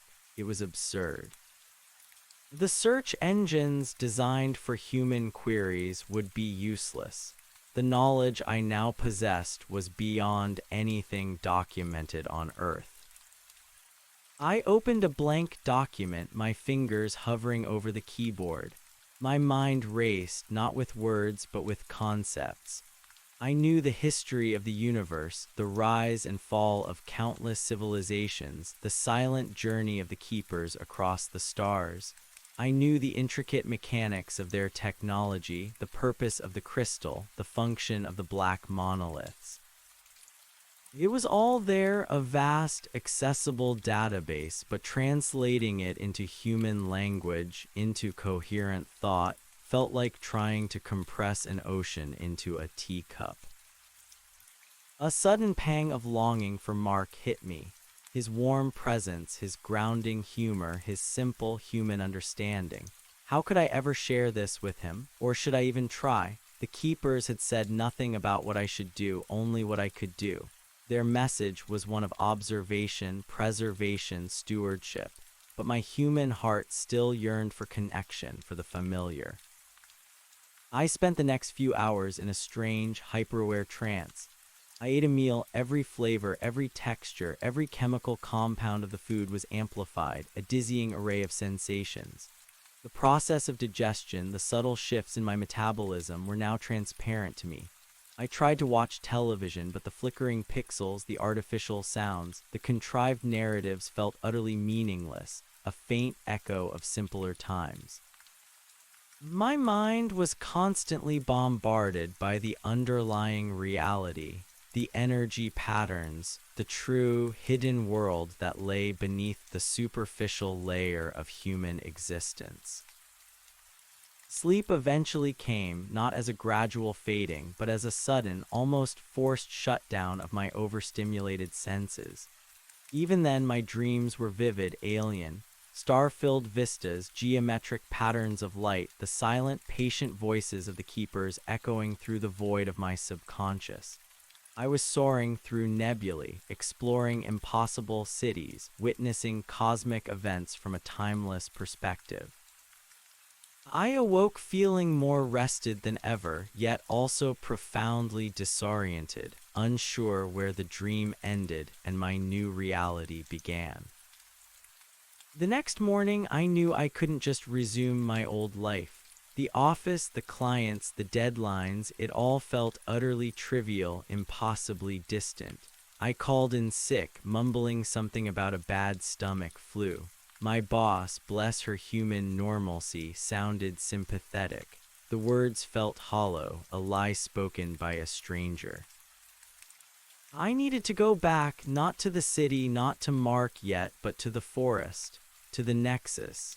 It was a pull, a magnetic draw I couldn't ignore. My mind hummed with questions, with a nascent curiosity that transcended fear. I felt a responsibility, a strange, quiet obligation to understand more. I packed a small backpack, water, some energy bars, a first aid kit, though I suspected I wouldn't need it now, a fully charged portable battery pack for my phone, a tiny gesture towards my old life, even if I knew it was probably futile in the Nexus presence. My old hiking boots felt substantial, reassuring. I left a note for Mark, just saying I was going on an extended hike, needed some time to clear my head. It was a flimsy excuse, a betrayal of our trust, but I couldn't bring myself to write the truth. Not yet. The drive back to the trailhead was a blur of heightened sensations. I filtered out the noise of traffic, focusing on the subtle vibrations of the road, the complex scent of nature asserting itself at the city's edge. My anticipation grew with every mile, a quiet hum in my chest. Reaching the parking lot, I felt a familiar sense of coming home, even as a shiver of apprehension ran through me. This was my new home, for now, the trailhead just as I'd left it. I started walking, deliberately choosing the familiar path. This time the forest felt different. It wasn't just a place of trees and trails. It was a living, breathing entity, its pulse clear in my new senses. I could feel the subtle energy flowing through the ancient roots beneath my feet, the intricate network of mycelium connecting distant trees, the faint, electrical whispers of the plants communicating with each other. The forest was an enormous, complex organism, and I was now attuned to its every breath. The climb up the winding path felt effortless. My body moved with a grace and strength I hadn't known I possessed. My perception of distance and time seemed altered. The journey that had taken hours, filled with fatigue and disorientation, was now completed in what felt like a fraction of the time without breaking a sweat. As I ascended, the normal forest sounds began to recede, replaced by the subtle, resonant hum of the Nexus growing stronger with every step. The air grew colder, denser, acquiring that familiar metallic scent. The light began to dim, taking on the sickly green tinge I now recognized. The forest itself seemed to morph, the trees growing gnarled and ancient, their branches twisting into unsettling shapes. I reached the point where the normal trail ended, where I had first veered off course. Before, it had been an impenetrable wall of rhododendrons. Now I saw the subtle energy currents, the faint distortion in the fabric of the forest that marked the hidden path. I pushed through the foliage, and the ancient stone steps, still invisible to normal eyes, became clear to my enhanced vision, a solid pathway emerging from the earth. I climbed the steps, each one a familiar contour, a connection to the alien world above. The mist was thicker now, swirling around the base of the colossal trees, lending an ethereal quality to the plateau. The great stone cylinder loomed in the center, silent, humming, its intricate carvings seeming to writhe and flow in my hyper-aware vision. And there they were, the three shadow creatures, the guardians, observing me from the periphery of the plateau. Their forms, previously indistinct, were now subtly clearer, their obsidian-like bodies shimmering with that internal rainbow iridescence, reflecting the dim green light. They stood silently, unmoving, like sentinels. As I stepped onto the plateau, one of them glided forward, its movement fluid and silent. It stopped a few feet from me, its blunt, rounded head turning, though it had no eyes. "Welcome back, Conduit." The voice in my mind was the same as before, ancient, resonant, a chorus of thousands speaking as one. Your return was anticipated. Anticipated? I asked, my voice steady, though a thrill of something close to excitement, not fear, coursed through me.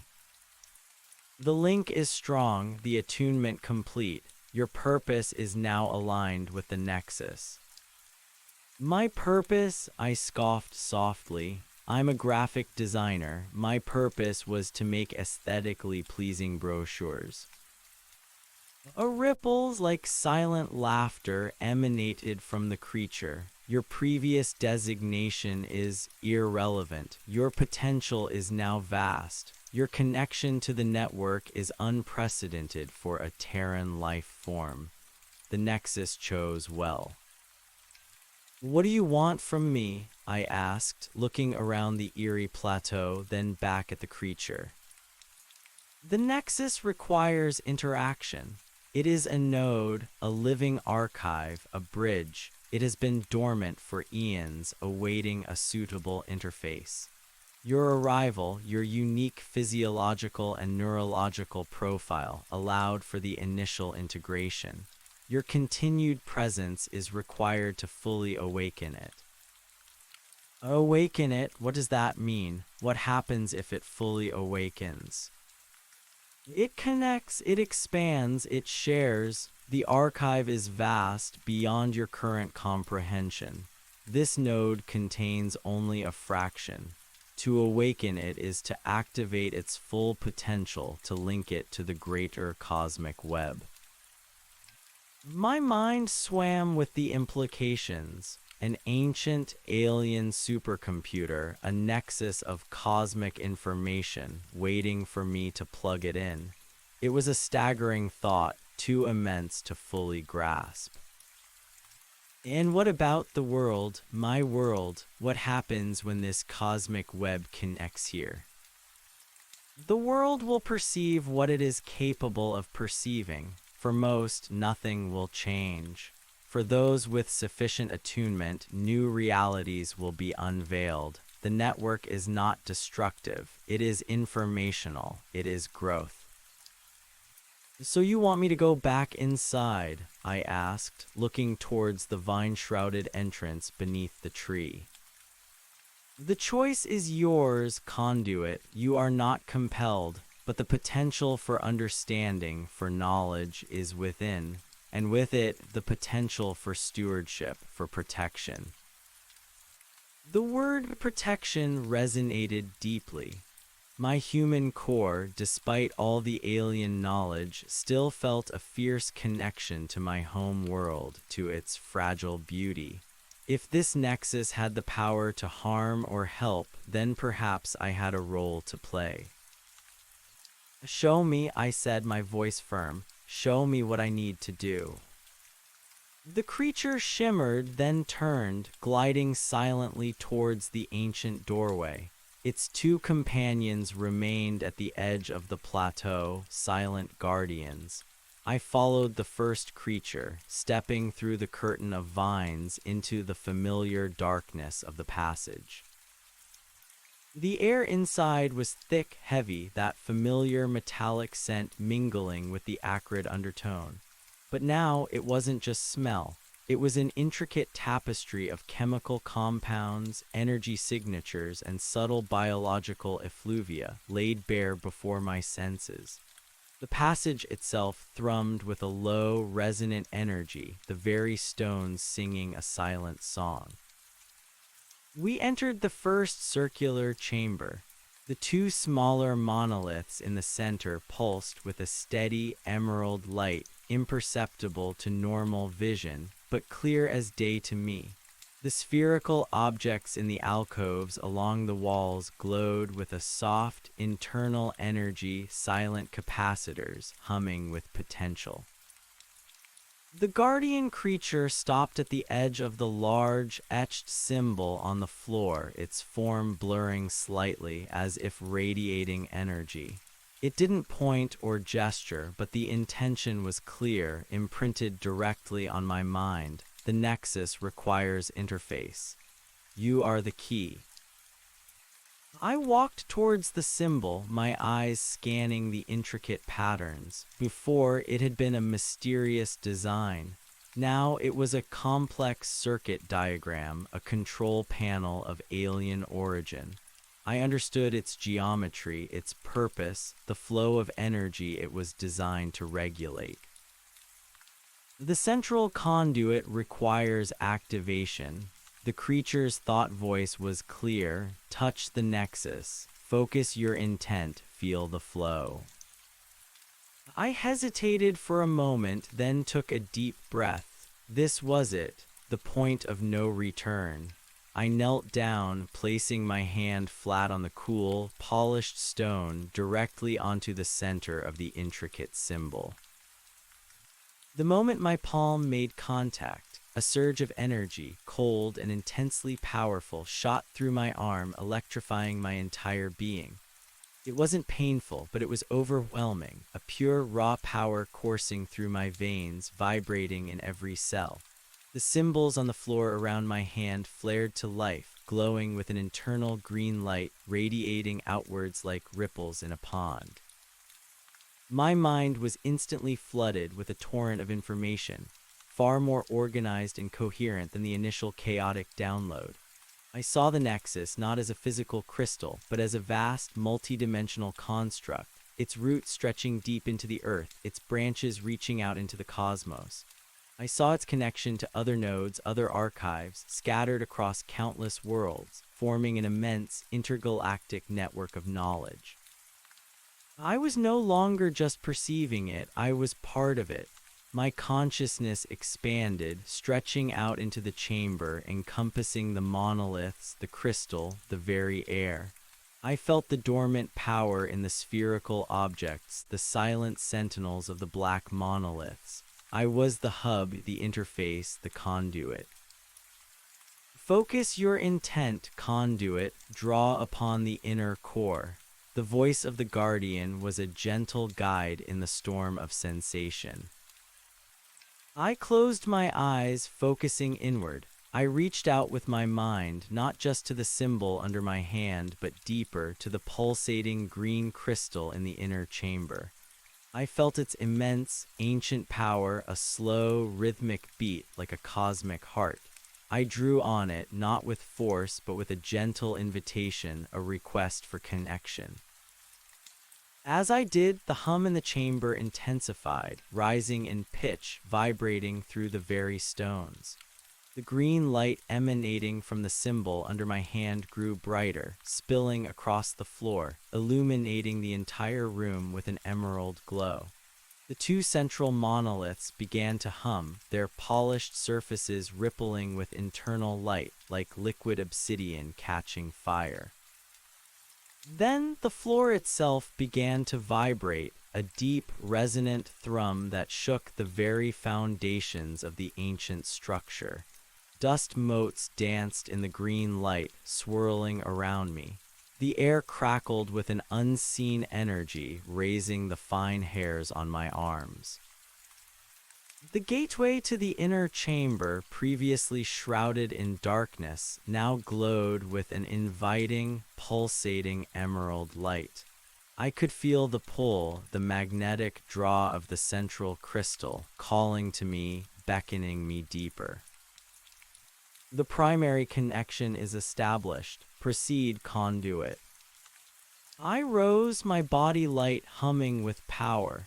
I felt utterly centered, perfectly balanced, as if the energy of the nexus now flowed through my very being, anchoring me to the earth and connecting me to the stars.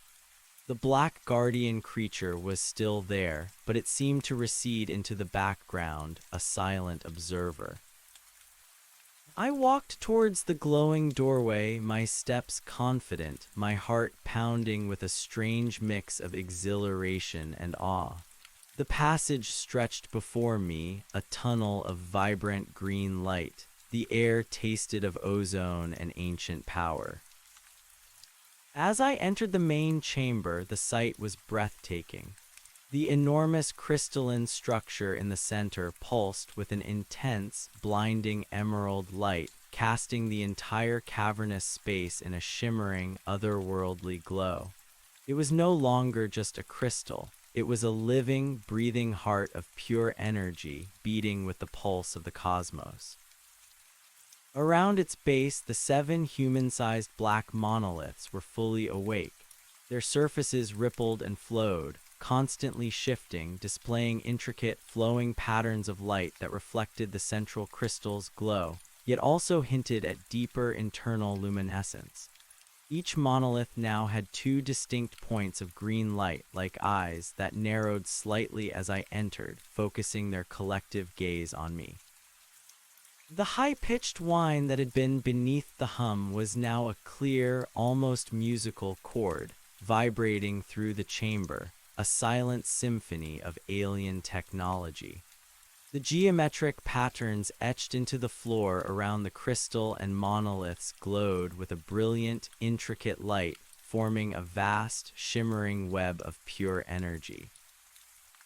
I stood at the edge of this mesmerizing display, bathed in the emerald light, feeling the immense power of the Nexus radiating through me. I was the conductor, the interface, the one who had awakened it. Then a new presence, vast and ancient, entered my mind. Not the chorus of the guardians, but a singular, immensely powerful consciousness radiating from the crystal itself. It was the Nexus.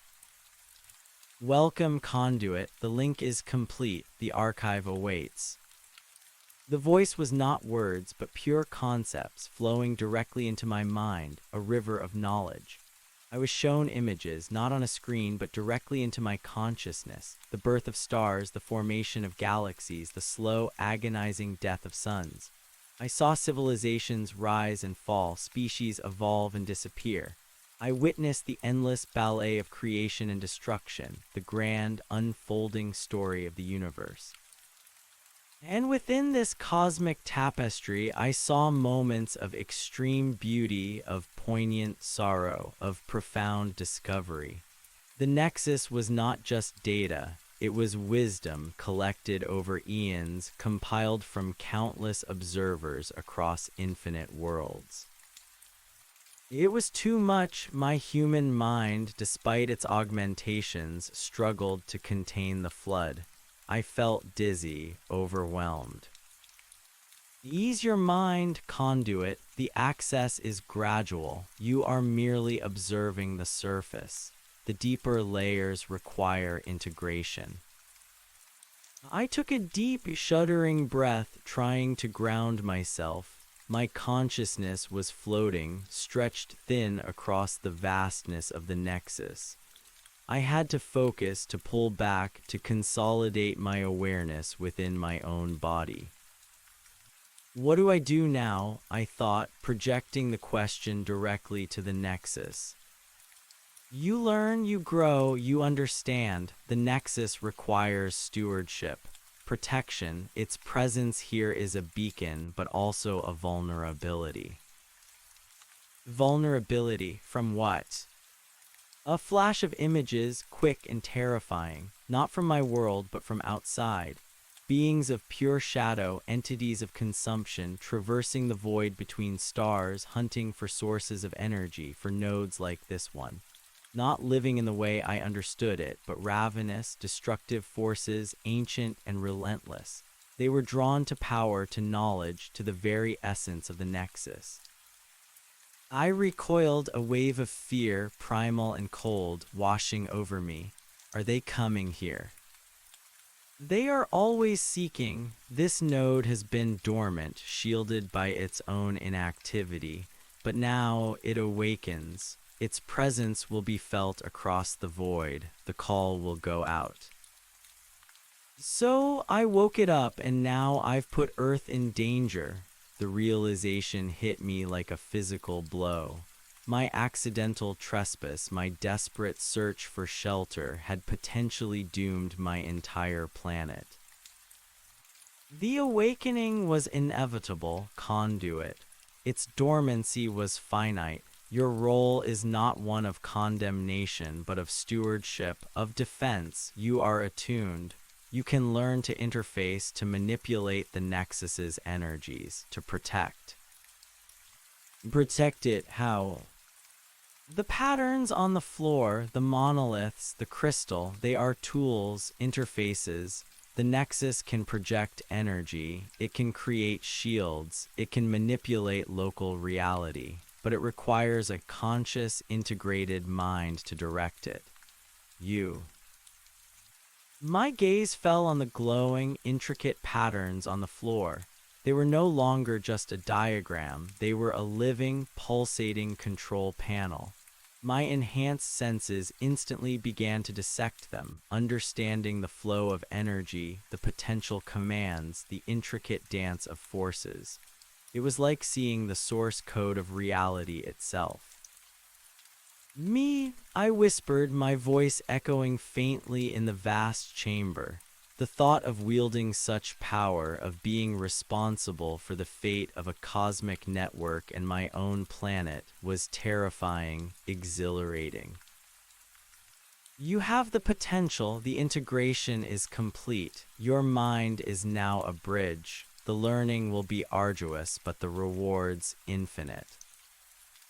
The monoliths around the crystal pulsed in unison, their green eyes fixed on me.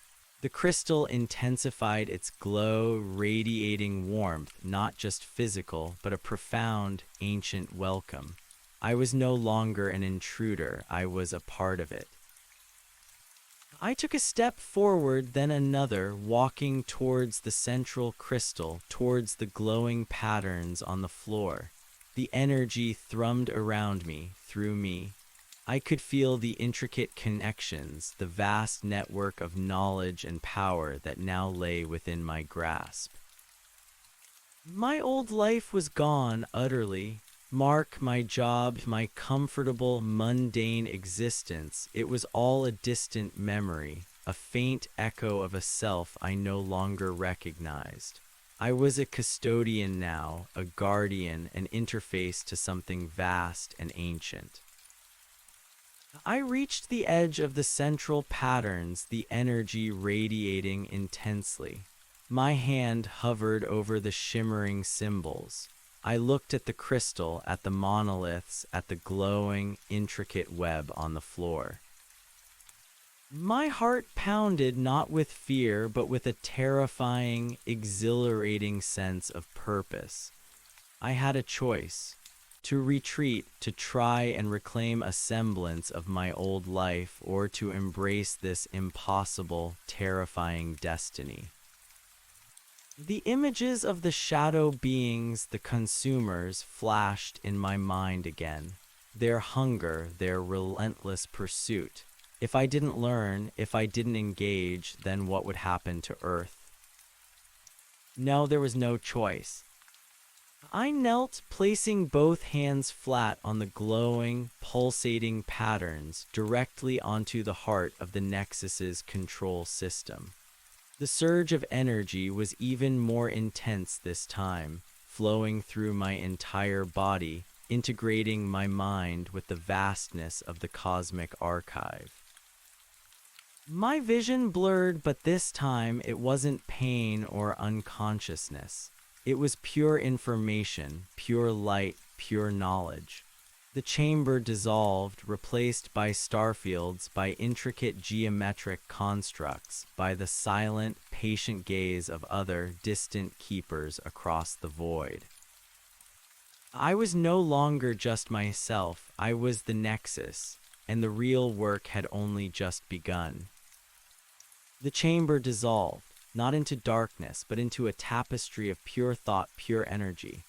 I was no longer an individual standing on a stone floor. I was a node in an infinite network.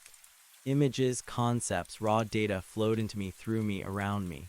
I saw the universe as a vast, interconnected web, each star a pinprick of light, each galaxy a swirling vortex of energy, and each nexus a vital point in this cosmic tapestry.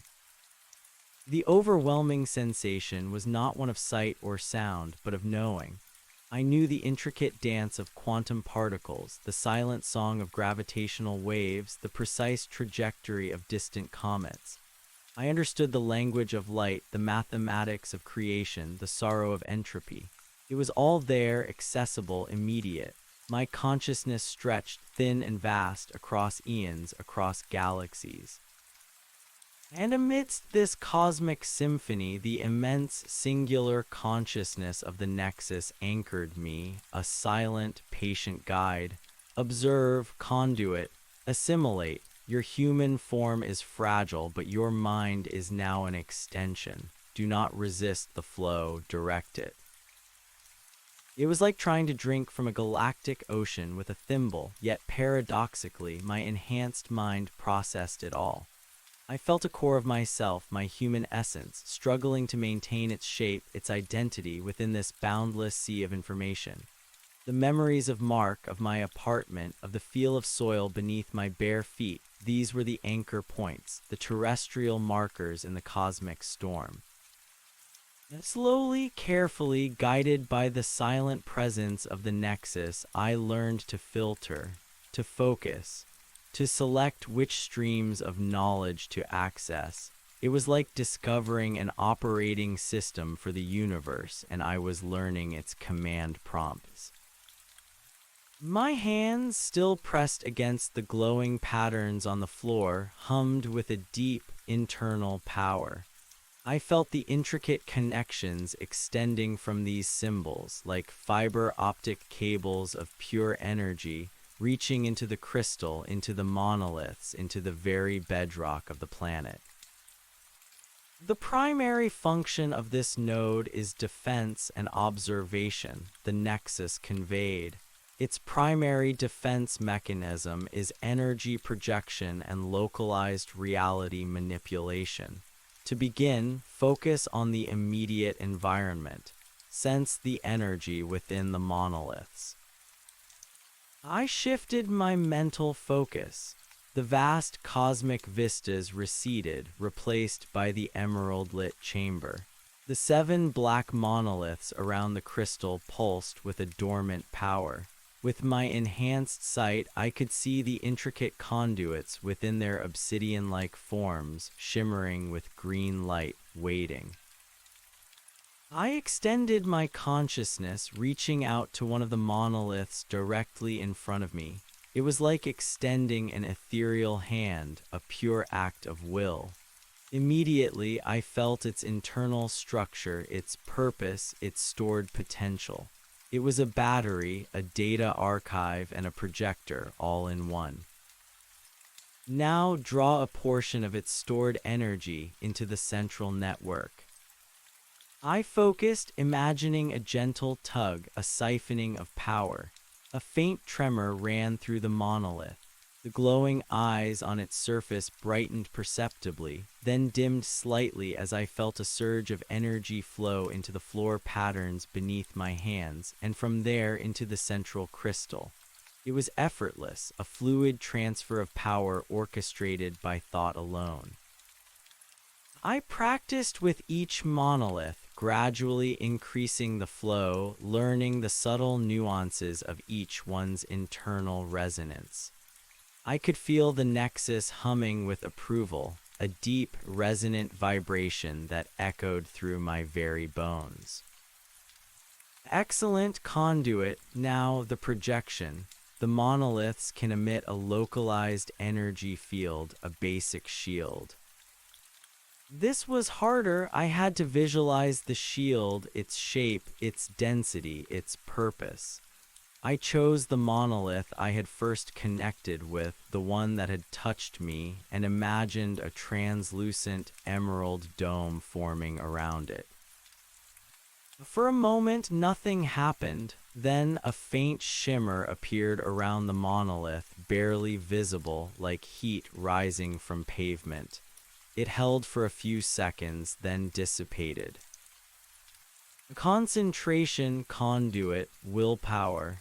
The Nexus amplifies your intent, but your intent must be precise. I tried again, pouring more focus, more will into the visualization. This time, the emerald shimmer was stronger, coalescing into a distinct, pulsating dome around the monolith, radiating a soft light. It held, steady and vibrant. A wave of exhilaration washed over me. I was doing it. I was controlling alien technology with my mind. I spent what felt like hours, or perhaps days. Time had lost all meaning within the Nexus practicing. I learned to draw energy, to project shields, to create localized electromagnetic pulses, to even subtly alter the density of the air within the chamber, making it shimmer and distort. Each new ability was a revelation, each success a jolt of pure, unadulterated power. The Guardians, those silent obsidian creatures, would occasionally enter the outer chamber, their forms shimmering faintly, their collective thought voice a quiet monitor. Progress is satisfactory. The learning curve is steep, but your Terran adaptability is intriguing. My own human mind, though augmented, was still processing. How did I fit into this? Was I merely a tool, an interface, or was I something more? You are a bridge conduit, a rare confluence. Your human empathy, combined with the Nexus's knowledge, creates a unique potential for stewardship, for understanding. The word empathy struck me. It was a very human concept. Did the Keepers feel empathy? We observe, we archive, we understand the value of sentience. Your kind is nascent, fragile, but with immense potential for growth, for creation. And the shadow beings, I projected, the memory of their terrifying forms still vivid. The consumers, how do I stop them? A ripple of images, dark and chilling, flowed into my mind. They were not alive in any biological sense, nor were they truly sentient. They were like cosmic viruses, drawn to concentrations of pure energy, to the light and information of the nexuses. They consumed, absorbed, and then moved on, leaving only a void. They had no malice, no intent, only an insatiable hunger. They are approaching. The awakening of this node has sent a pulse through the void. They will be drawn to it. When I demanded, a fresh wave of fear mingling with my newfound power. Soon, the outer void will detect the resonance within your solar system. Perhaps days, perhaps weeks. Prepare, conduit. Days or weeks, that wasn't much time. My practice, which had felt like an eternity, now felt ridiculously short. I needed to do more, to learn faster. I pushed myself harder, demanding more from the Nexus, more from my own mind. I learned to tap into the very fabric of the Nexus's energy grid, to see the intricate pathways not just in the chamber, but extending deep into the Earth, connecting to ley lines to the planet's magnetic field. I learned that the Nexus could draw power directly from the Earth itself, a vast, almost infinite source, as long as it remained stable. I experimented with manipulating the local reality. The Nexus could create localized pockets of distorted space, making areas impenetrable or even briefly invisible. It could project illusions, create heat or cold, manipulate gravity within the chamber. Each skill was like learning a new language, each success a confirmation of the impossible truth of my new existence. The physical world outside the chamber seemed to fade into unimportance. I hadn't eaten or slept, or at least I had no memory of it. My body felt sustained by the Nexus's energy, perfectly optimized, needing no sustenance, feeling no fatigue. My cut was long healed, my physical form more robust, more resilient. Yet a part of my human self still yearned. For the simple warmth of the sun, for the smell of rain, for the sound of Mark's voice. The constant influx of alien data was overwhelming, even now. I missed the quiet, the mundane, the comforting ignorance of my old life. The need for integration is understood, conduit. Your Terran form requires periodic grounding. The process of assimilation must not be rushed. The nexus, it seemed, was attuned to my internal state. It understood my human needs. For now, your attention is required in the immediate. The approach of the consumers will require a defense. The nexus can extend its senses beyond this chamber. We can observe their approach. Show me, I commanded, projecting my will. Immediately, my consciousness soared, not through the void this time, but upward through layers of rock and earth, through the dense forest, past the atmosphere, into the blackness of space. It was not my physical eyes seeing, but a direct feed from the Nexus's vast sensory network. I saw Earth a vibrant blue marble, swirling with white clouds. I saw the sun, a blazing orb, its fiery corona reaching out into the void. And then I focused, stretching my perception further out into the Uit cloud, past the farthest reaches of our solar system. There they were, distant, indistinct, but undeniable. Three amorphous shapes, like tears in the fabric of space, slowly, steadily moving. They were not fast, but they were implacable, their trajectory fixed, their hunger a silent scream across the cosmos. They were still far, far away, but they were coming, and they were heading directly for this small, unsuspecting blue planet, for the faint, newly awakened beacon of the Nexus. The sight filled me with a cold, terrifying resolve. My human life, my human fears, my human yearnings, they were still there, but now they were secondary. I had a purpose, a responsibility. I was the bridge, the guardian. I drew back, my consciousness snapping back into my body within the chamber. The emerald light of the Nexus pulsed with renewed urgency. "What do we do?" I asked, my voice echoing, but now strong, firm. "We prepare. The Nexus will extend a localized sensory field throughout the forest, camouflaging its true energy signature from deep space detection, but allowing for early warning of local incursions. You will direct the local reality manipulation and energy projections to fortify this chamber, to become a fortress." The training intensified. I learned to weave complex energy patterns into the chamber walls, strengthening the stone, making it resistant to impact. I practiced creating layered shields, not just static domes, but dynamic, responsive barriers that could absorb and deflect energy. I learned to activate the spherical capacitors in the outer chamber, drawing their stored power to augment the Nexus's output. The information came in torrents, but now it was structured, practical. I was learning the art of war, alien style.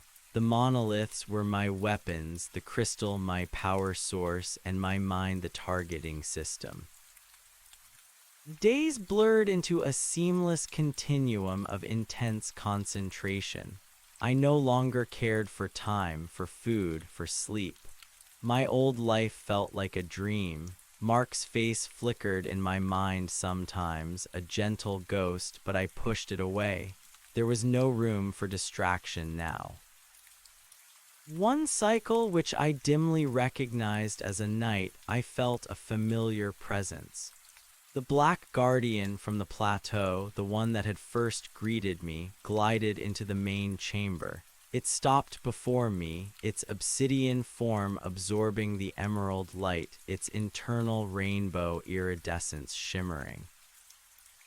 "The initial phase is complete, conduit. You are capable of basic defense protocols." The voice was as resonant as ever. "However, the Nexus requires more than simple shielding. The consumers seek the core. They will attempt to breach." How I projected, what's their method? "They are energetic forms. They can phase through matter, but prolonged exposure to dense reality drains them. They seek the path of least resistance. The energy signature of the nexus, once pinpointed, acts as a homing beacon. They will tunnel. Tunneling, that meant they wouldn't just try to smash through the front door. They'd come from anywhere. The rock around us must be integrated into the defense network. You must learn to perceive its weaknesses, its strengths, and how to reinforce it without alerting external detection. This was a new level of complexity. I had to extend my consciousness beyond the immediate confines of the chamber, deep into the earth. I had to feel the geological strata, the fault lines, the pockets of weaker rock. It was like performing surgery on the planet itself. I focused, drawing on the Nexus's immense archive of geological data. Immediately, the bedrock beneath me became transparent to my internal vision. I saw the ancient granite, the sedimentary layers, the faint tremors of seismic activity. I saw the minute cracks, the veins of quartz, the subtle shifts in density. The Nexus guided me, identify the weakest points, infuse them with localized energy, strengthening the molecular bonds, create a perimeter within the rock itself.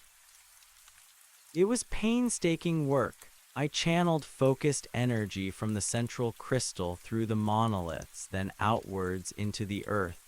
I felt the rock hum and solidify, its integrity enhanced, its resistance to phasing intensified. I built a three-dimensional web of energy, an invisible fortress woven into the very structure of the mountain. As I worked, I noticed something else. The energy I was infusing into the rock wasn't inert. It was subtly altering the earth, making it more aware. The roots of the ancient trees above, I realized, were now extending deeper, sensing the energetic changes, growing towards the Nexus's influence. The underground streams flowed with a different resonance. The forest itself was becoming subtly attuned to the Nexus's presence, an extended, living sensory network. The planet responds to the Nexus, conduit, life adapts. The biosphere becomes an extension of the defense, a natural camouflage. This was incredible. The entire mountain was becoming a part of the defense system, a living shield. One cycle, as I was reinforcing a particularly weak seam of shale deep beneath the chamber, I felt a subtle shift in the air, a faint tremor that was not geological. It was external. They are closer, conduit, within your solar system. They are entering the outer asteroid belt. The Nexus's projection was immediate, urgent. My blood ran cold, days, weeks. It had been less than a week. My training was far from complete.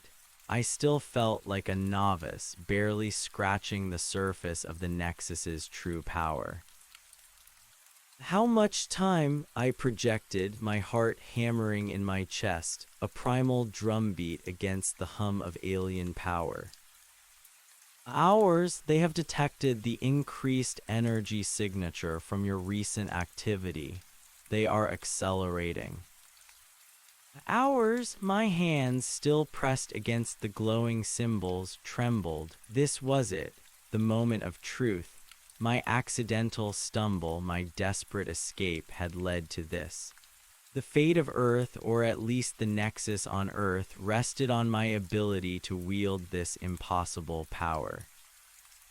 What do? I demanded, pushing aside the fear, focusing on the raw necessity of the moment. Activate full defense. Project all available energy into the shield matrix. Prepare for direct contact. I closed my eyes, taking a deep, shuddering breath. I called upon every lesson, every connection, every fragment of alien knowledge I had assimilated. I reached out to the monoliths, drawing power from them in a torrent. I tapped into the spherical capacitors, draining their reserves. And then I reached deeper into the Earth itself, pulling on the planet's own resonant energy, the silent power of its core.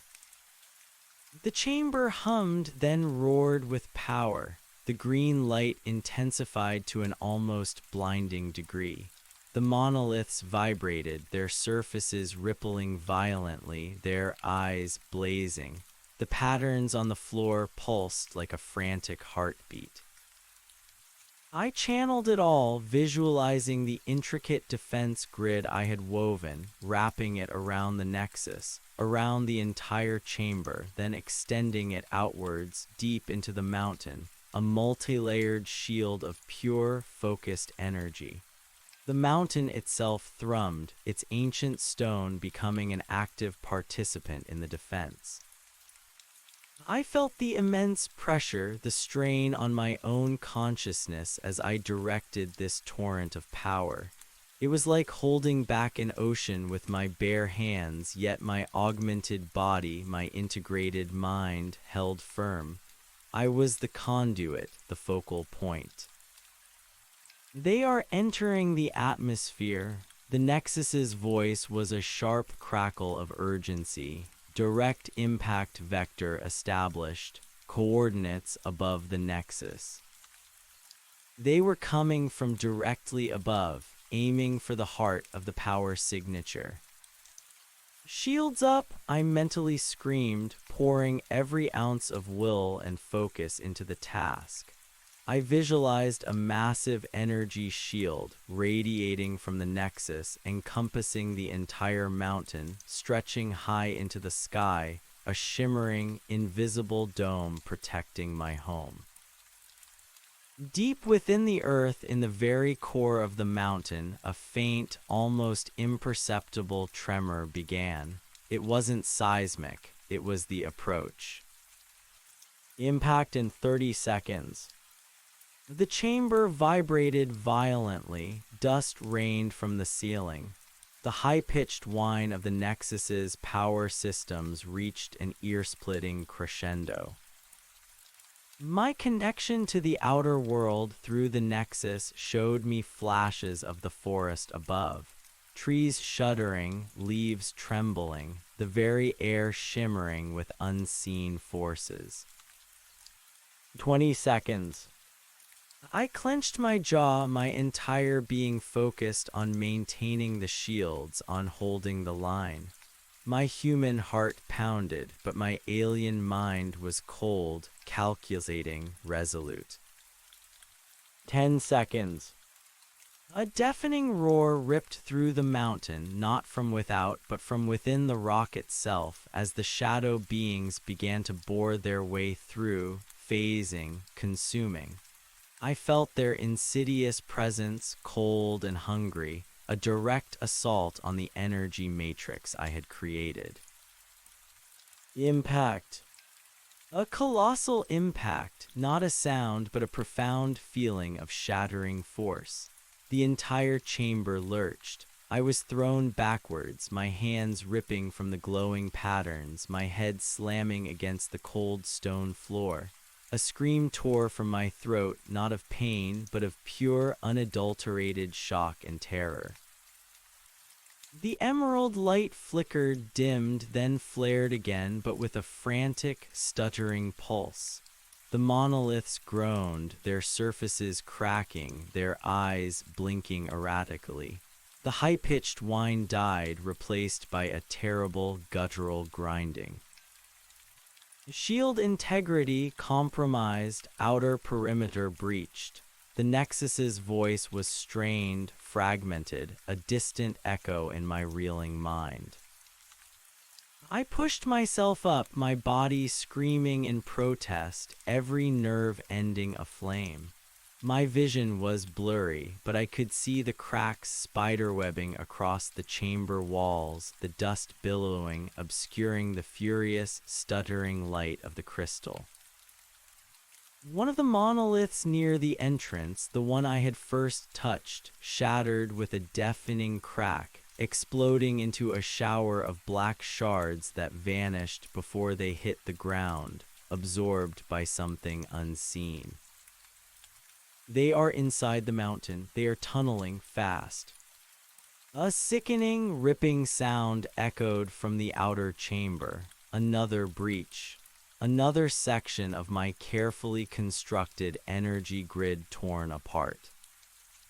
I stumbled towards the central crystal, towards the control patterns on the floor.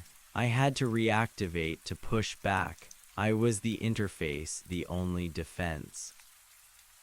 As I reached the patterns, placing my hands back onto them, a new, horrifying realization hit me. The cold, empty hunger of the shadow beings was not just outside the chamber. I could feel their presence, closer now, inside the ancient structure, tearing through the layers of rock and energy. And then a fissure opened in the far wall of the inner chamber, directly opposite the entrance. It wasn't a physical crack, it was a swirling vortex of pure shadow, a tear in reality. Through it poured the first of them. It was immense, far larger than the Guardians, easily 30 feet long, a serpent of living darkness, its segmented body coalescing from the shadow vortex. It had no discernible features, just an undulating, consuming emptiness, radiating a profound cold that sucked the light and warmth from the air. Two more followed, equally vast, equally terrifying. Their movement was silent, impossibly swift.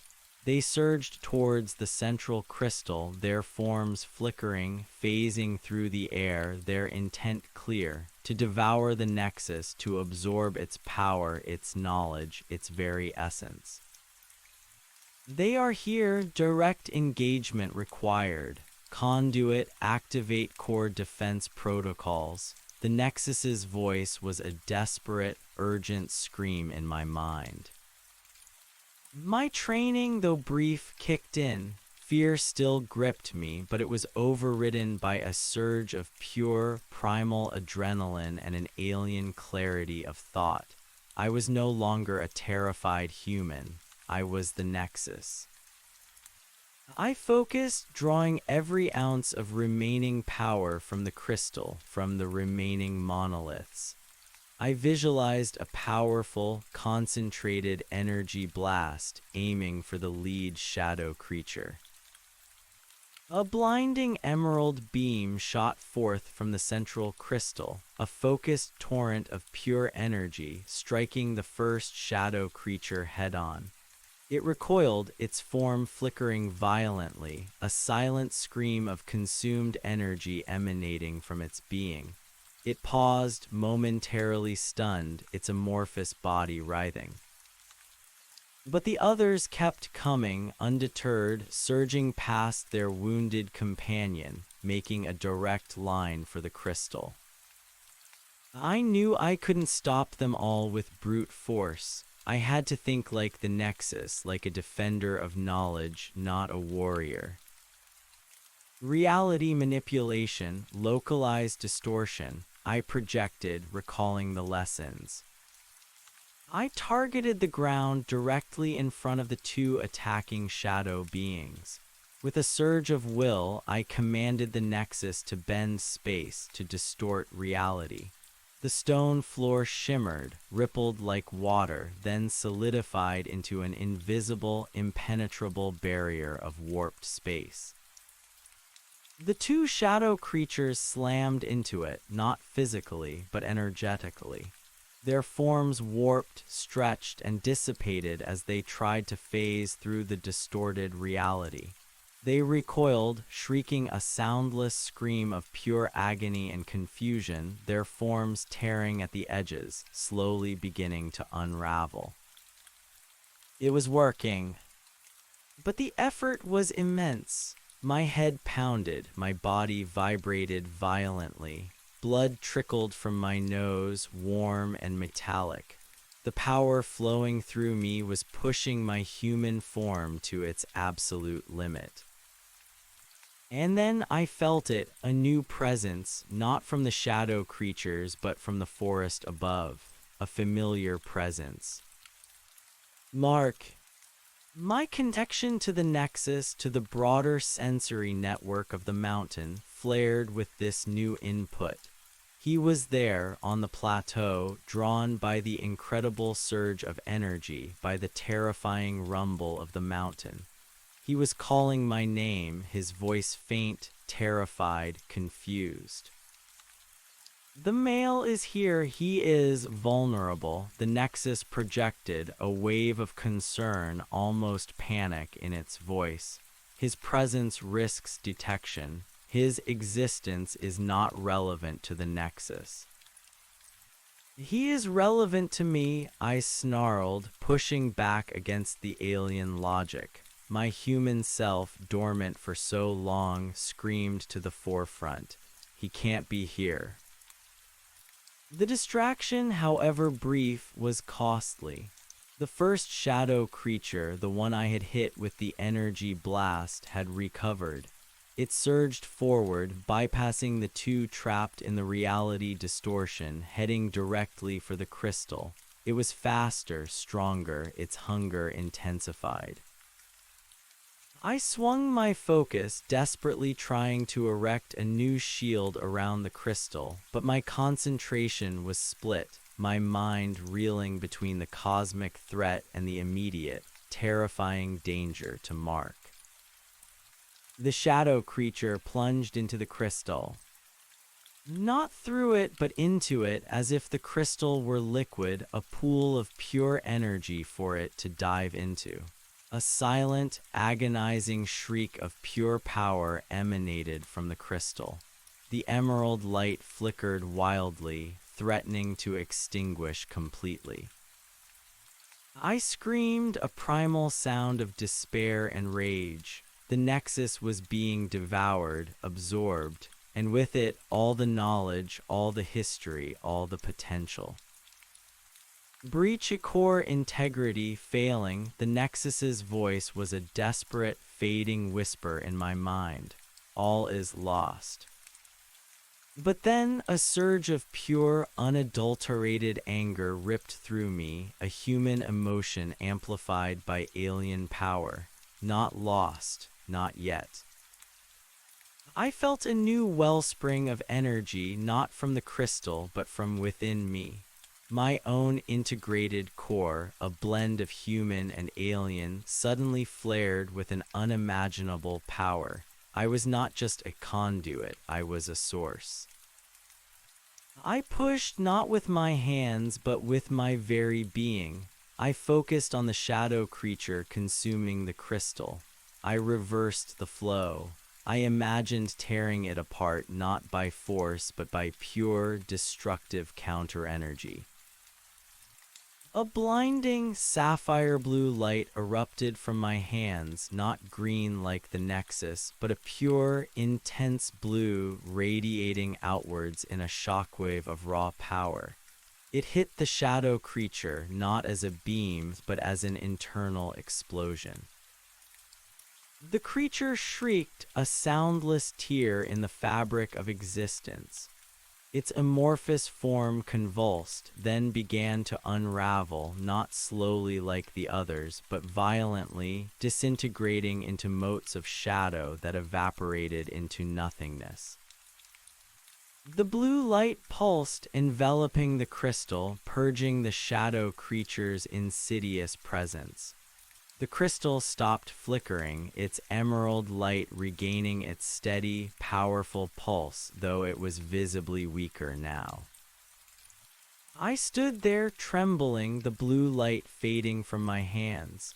Exhaustion, profound and absolute, washed over me, threatening to pull me into unconsciousness.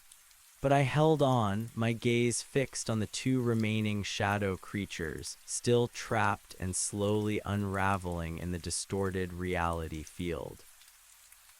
They were weakening, they were dying, the Nexus had held, I had held. But the cost, the crystal was damaged, and Mark was still out there. A conduit, the threat is neutralized, the remaining entities are contained, but the Nexus is depleted. It requires stabilization. The Nexus's voice was faint but clear. Your unexpected power surge, what was that? I didn't know, I didn't care. All I knew was that I had saved it, and now I had to save him. Mark, I whispered, the name a desperate plea. He is close on the plateau. The disturbance will attract attention. Other Terrans. Other humans, my old world. It was crashing headlong into my new reality. I stumbled out of the main chamber into the first circular room, then into the passage. My body was leaden, every step an agony. The emerald light had dimmed throughout the complex, casting the shadows into deeper relief. The air was thick with the lingering scent of ozone and the metallic tang of alien destruction. I pushed through the curtain of vines, emerging onto the plateau. The mist had dissipated, replaced by a cold, clear air. The colossal stone cylinder loomed, silent and imposing. And there he was, Mark. He stood near the edge of the plateau, silhouetted against the dim, pre-dawn light that was beginning to filter through the canopy.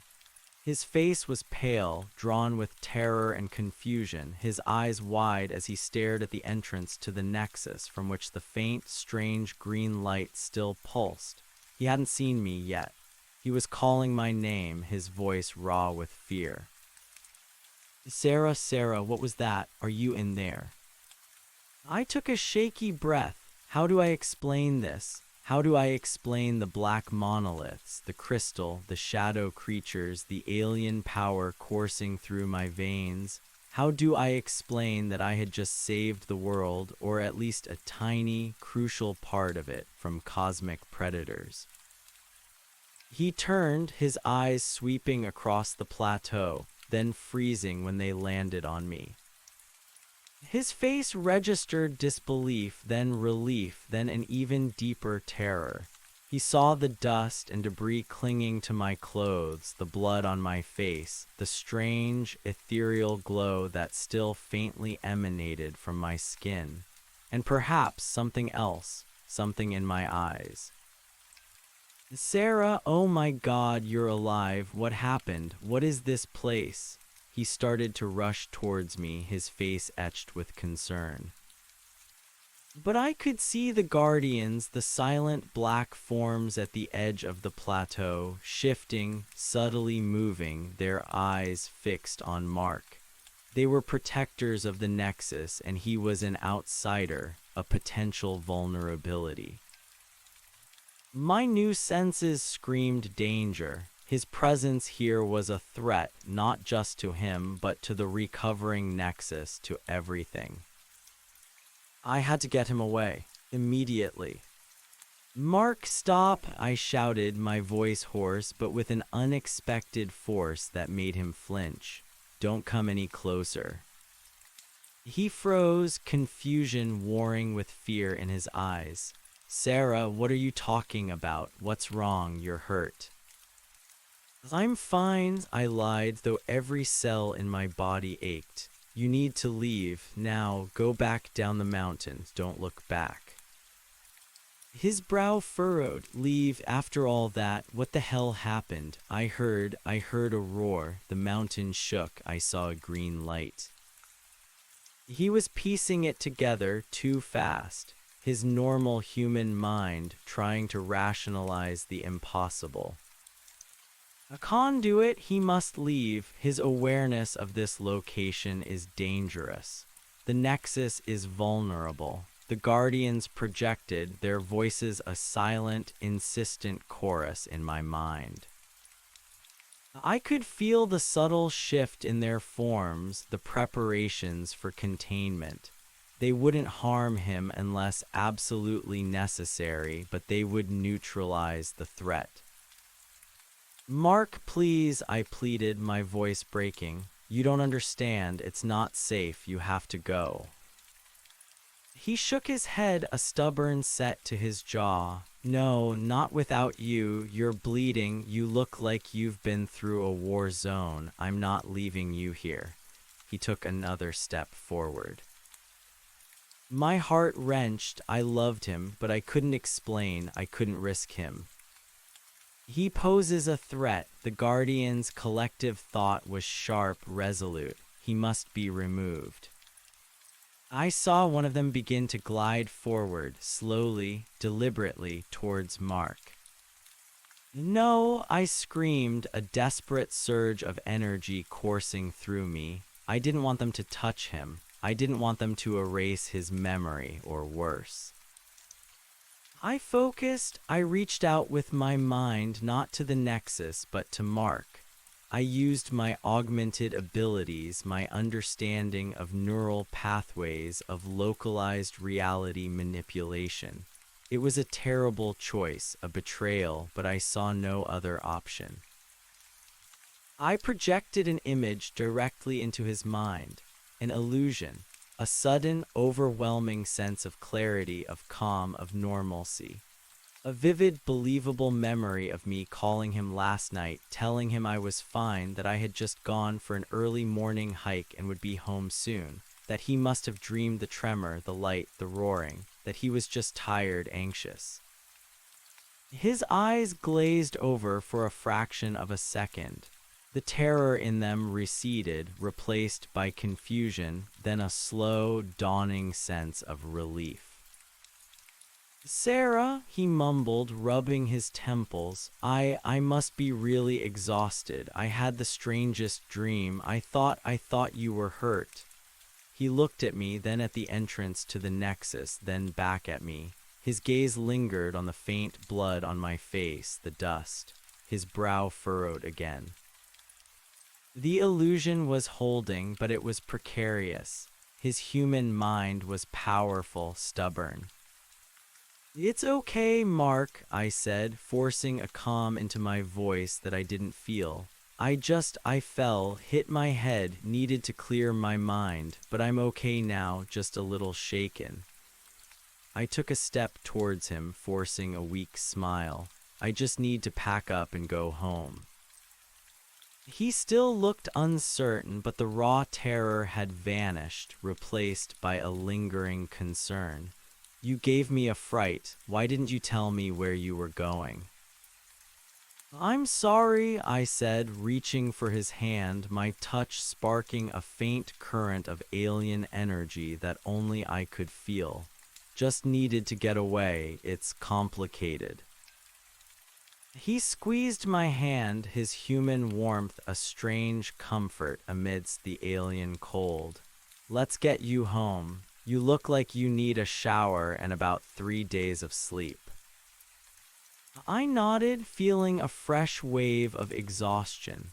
The Guardians had receded, their forms merging back into the shadows at the edge of the plateau, their assessment of the threat seemingly lowered. I turned and walked with Mark towards the hidden steps, guiding him with my new senses, pushing through the foliage. He didn't see the steps, didn't feel the energy that still thrummed beneath the earth. He just saw a normal, if overgrown, path. The descent was a blur, every step was an effort. The blue energy, the burst of power that had saved the Nexus, had drained me completely. My human body was reeling. As we walked, I tried to maintain the illusion, to reinforce the false memories in his mind. It was a subtle, continuous effort, like tending a delicate flame. It kept him calm, kept him from asking too many questions. We reached the trailhead. The parking lot was empty. My car still mundane, still normal. I got in and Mark drove. He talked, recounting his worries, his strange, disturbing dream. I listened, nodding, responding with platitudes, my mind still half in the Nexus, half battling the exhaustion, the raw pain of my choices. He pulled into my apartment parking lot. The sun was fully risen now, casting a golden light on the familiar brick building. It was a beautiful day, a normal day. He walked me to my door, his arm around me. "Seriously, Sarah, you need to rest. I'll make you some tea." He pulled into my apartment parking lot. The sun was fully risen now, casting a golden light on the familiar brick building. It was a beautiful day, a normal day. He walked me to my door, his arm around me. "Seriously, Sarah, you need to rest. I'll make you some tea." I nodded, my mind a storm of exhaustion and a frantic attempt to keep the delicate illusion around Mark intact. Every nerve ending screamed, not just from the physical trauma, but from the sheer mental exertion of battling cosmic entities and then performing complex mental surgery on the man I loved. The phantom hum of the Nexus still resonated in my bones, a constant reminder of the alien reality that had utterly consumed my life. Inside the apartment, the familiar scent of coffee and old books was a strange comfort.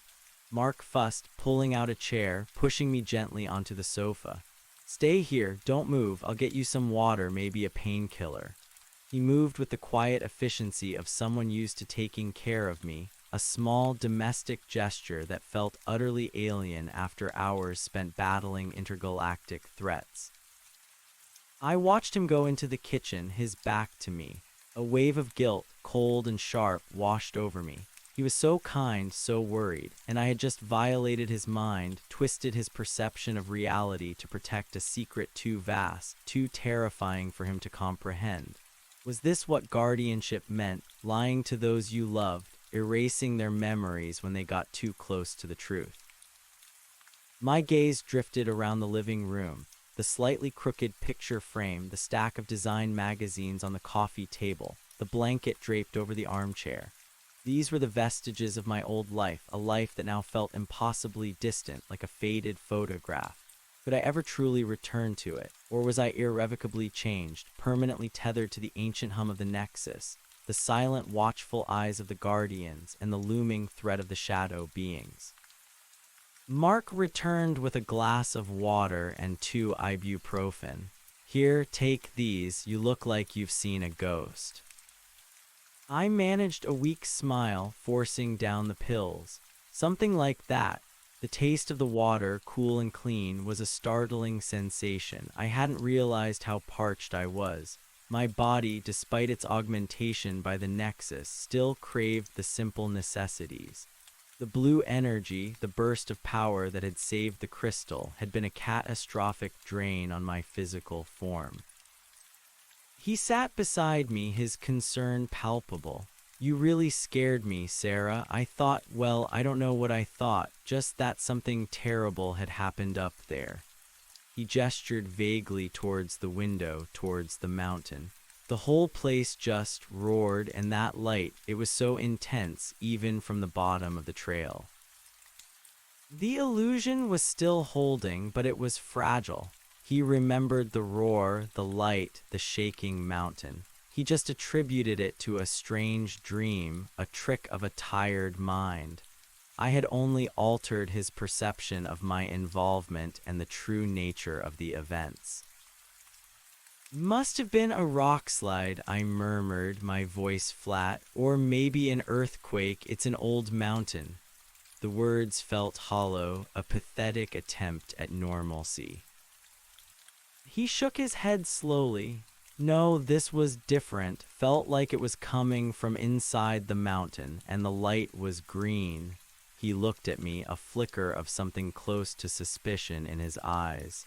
"Are you sure you're okay, Sarah? You're acting strange." My heart hammered. He was close, too close.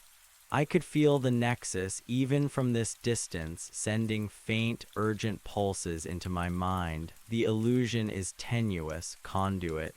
Your conscious effort to maintain it is vital. Any lapse will expose him to consequences. I forced myself to meet his gaze, injecting as much sincerity as I could into my expression.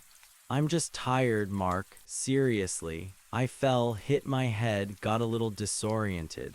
The roar, the light, it was probably just my concussion playing tricks. A half-truth, but one I hoped he'd buy. He studied me for another long moment, then sighed, running a hand through his hair. All right, if you say so, but you're not going anywhere without me for a while, and you're definitely seeing a doctor about that head. Deal, I said, a wave of relief washing over me. A doctor. What would a doctor say about the alien energy coursing through my veins, the strange shimmer in my eyes, the faint emerald glow that I sometimes saw emanating from my skin? Now, how about that tea? He asked, trying to lighten the mood. And then you're getting some sleep. Sounds perfect, I replied, closing my eyes, leaning back against the sofa cushions. The exhaustion was absolute, a crushing weight that threatened to pull me under. I needed rest, not just for my body, but for my mind to process the horrors and the wonders I had witnessed. As Mark busied himself in the kitchen, my mind, despite my exhaustion, couldn't switch off. The Nexus's presence was a low thrum beneath my conscious thoughts, a constant flow of information. It was reporting on the state of the core, the damage to the monoliths, the lingering energy signatures of the shadow creatures. Core integrity at 43%. 2 monoliths severely damaged, 1 destroyed. Remaining entities contained but not fully dissipated.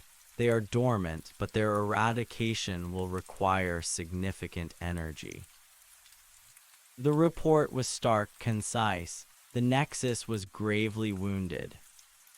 The sapphire energy, its source is unknown to the Nexus archives. It pulsed from within your Terran form. It was effective. My own sapphire energy, that burst of raw, destructive power that had erupted from me, distinct from the Nexus's emerald.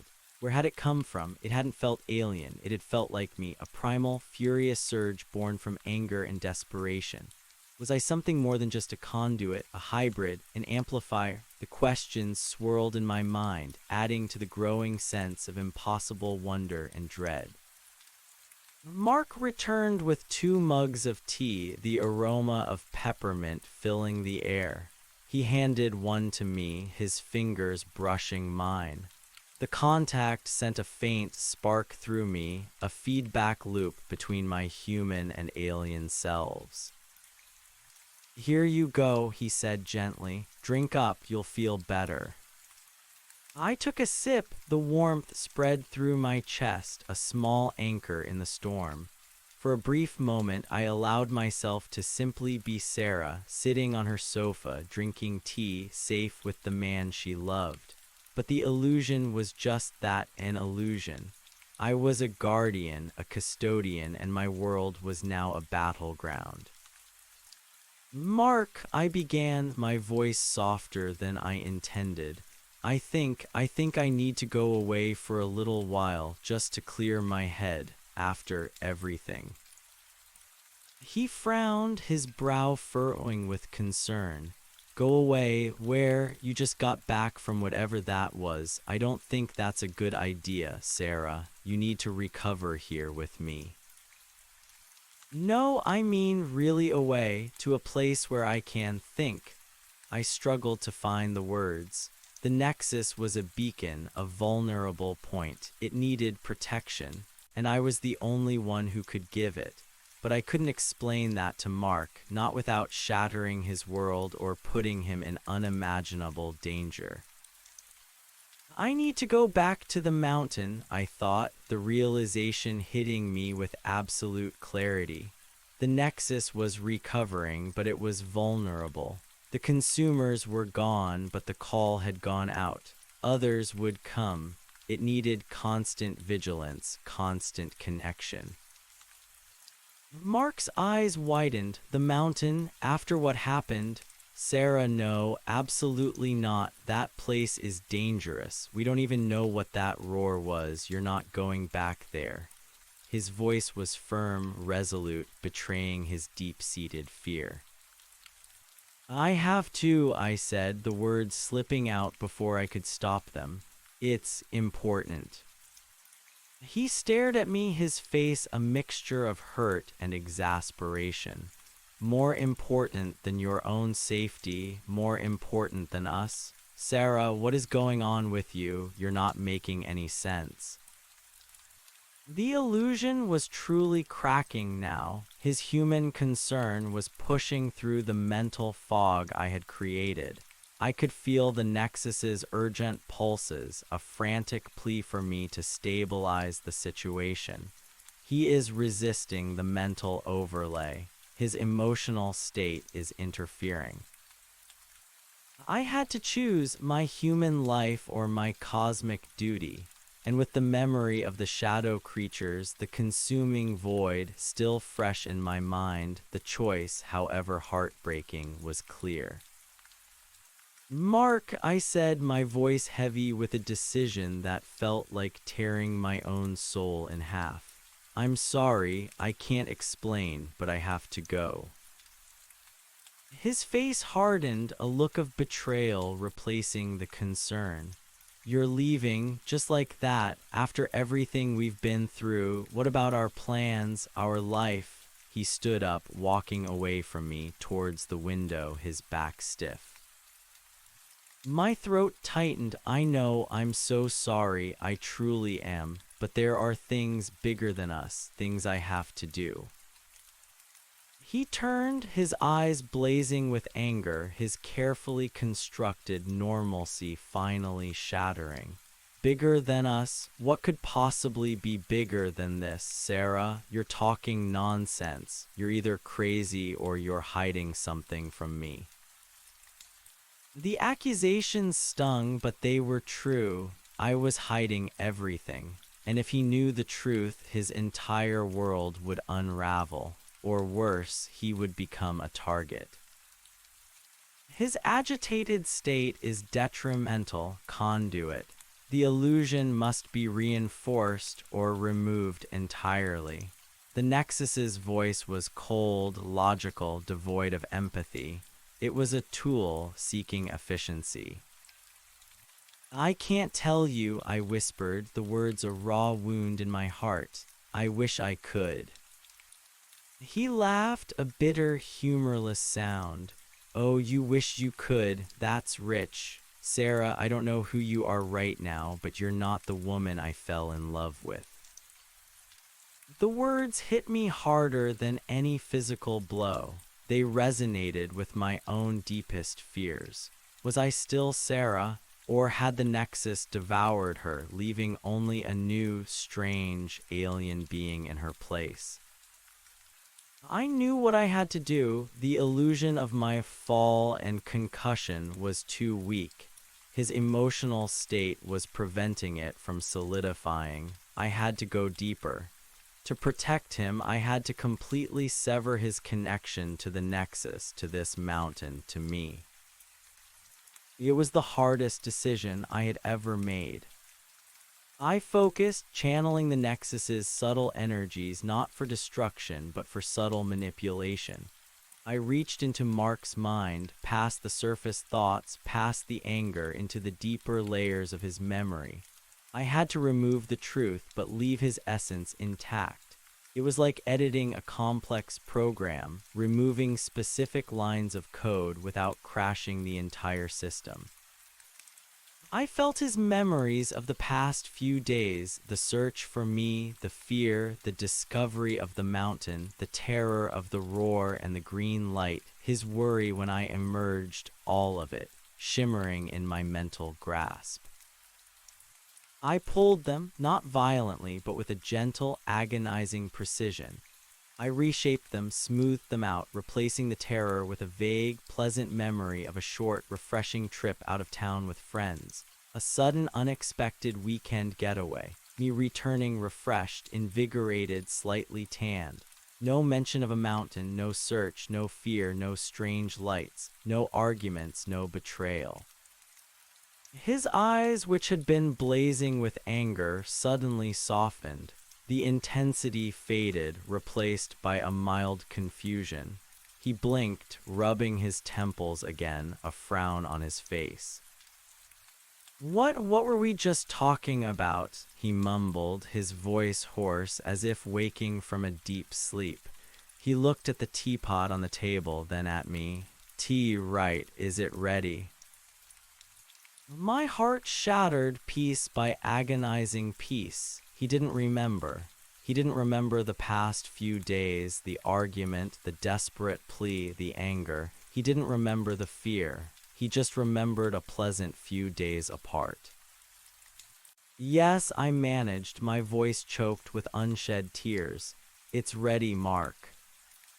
He smiled, a genuine, warm smile, completely oblivious to the trauma he had just experienced, to the profound loss he had just endured. Great, I could use something warm, bit chilly outside, isn't it? I simply nodded, unable to speak, unable to meet his gaze.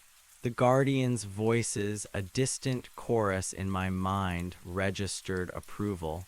Threat neutralized. The male's memory adjusted to preserve stability. My tears started to fall, silent hot tracks down my dusty, bruised cheeks. Mark noticed. Sarah, what's wrong? Why are you crying? He reached for me, his touch gentle, full of genuine concern. I pulled away, shaking my head. I couldn't bear his touch, not now, not after what I had done, not when his concern was built on a foundation of lies I had fabricated. I just realized, I whispered, forcing a new lie, how much I missed you, how much I hate being away from you. The lie tasted bitter, like ash in my mouth, but it was a palatable human lie, one he could understand. His smile returned, a relieved, loving smile. Oh, Sarah, I missed you too, you know. I was so worried about you when you just went off. Next time, let me know, okay? I nodded, unable to meet his gaze. Okay, Mark, next time. There would be no next time, not like this, not for him. He hugged me then, holding me close. I felt his warmth, his steady heartbeat, his comforting presence. And I felt the immense, unbearable weight of my decision, the chasm I had just created between us. A conduit, the nexus requires your attention. The stabilization protocols must begin. You are needed. The urgent thought voice of the nexus cut through my grief, cold and demanding. I knew my duty called. My human life, or what was left of it, had to be put on hold. I need to lie down, Mark, I said, pulling away from his embrace. I'm still so tired. Of course, he said, his voice gentle. Go on, I'll tidy up here, just rest. I retreated to my bedroom, the last sanctuary of my old life. I closed the door behind me, leaning against it, my body trembling, my mind reeling. I had protected Mark, but at what cost? I had traded his memory for his safety, his awareness for his peace. I looked at my reflection in the mirror, dust, dried blood, wide, haunted eyes, but also a faint, ethereal shimmer beneath my skin, a subtle glow in my pupils that wasn't there before. I was changing. I had changed. I was no longer just Sarah, the graphic designer. I was the Nexus's conduit, its guardian, its protector, and I had a dying cosmic entity to heal. I packed a small bag, essentials only. The Nexus would sustain me, but my human form still appreciated comfort. I knew I couldn't stay here, not with Mark. It was too dangerous for him, too painful for me to maintain the facade. I had to return to the mountain. Stealth was paramount. I waited until Mark was asleep, his gentle snores a soft rhythm through the thin walls. The Nexus guided me, its sensory network now subtly extended through the local urban area. The male sleeps soundly. Path is clear. I slipped out of the apartment, leaving a note on the fridge, gone on a retreat. Need to think, love you. A lie, but one he would accept within his altered memories. It would cushion the blow of my disappearance. The night air was cool, refreshing. I walked, leaving my car behind. I didn't need it. My augmented body moved with an unnatural grace, my enhanced senses perceiving every rustle of leaves, every distant murmur of the city. The nexus was a silent hum, a magnetic north pulling me towards its wounded heart. The journey back to the mountain felt different this time. Not a desperate escape nor a curious exploration, but a purposeful pilgrimage. The path was clear, even in the moonless night. My steps were confident, resolute. As I ascended the hidden steps, the air grew thicker, colder, imbued with the familiar metallic tang and green glow of the nexus. The trees twisted into gnarled ancient forms, their roots now visibly pulsating with a faint internal light tapping into the nexus's extended energy field. The forest itself was alive, a living shield just as the nexus had intended. I pushed through the curtain of vines, entering the outer chamber. The emerald light was dimmer now, struggling like a dying ember. The two remaining guardians stood silent vigil, their forms still, but their eyes fixed on me. Welcome back, Conduit. The Nexus awaits your healing. The collective thought voice was weaker, more urgent. I walked towards the main chamber, my heart heavy with duty, a strange mix of fear and determination coursing through my veins. The sight that greeted me was stark. The enormous crystalline structure in the center pulsed with a weak, flickering emerald light barely illuminating the cavernous space. Cracks like lightning bolts spiderwebbed across its surface, radiating outwards from the point where the shadow creature had breached its core. The remaining black monoliths were visibly damaged. Some were fractured, their surfaces dulled, their intricate patterns barely visible. One lay shattered, its pieces scattered like obsidian dust. The geometric patterns on the floor still glowed faintly but unevenly like a faulty circuit board. The high-pitched hum was gone, replaced by an intermittent, strained, grinding sound. The two contained shadow creatures, still trapped in the reality distortion field, were now visibly smaller, their forms slowly dissolving like smoke in a breeze. They were dying, but their presence still drained the Nexus's reserves. I knelt, placing my hands on the glowing, fractured patterns. The energy that surged through me was weak, fragmented, but still present. I could feel the Nexus's pain, its struggle, its desperation. Stabilization, core integrity must be restored. The remaining consumers must be eradicated. Energy reserves are critical.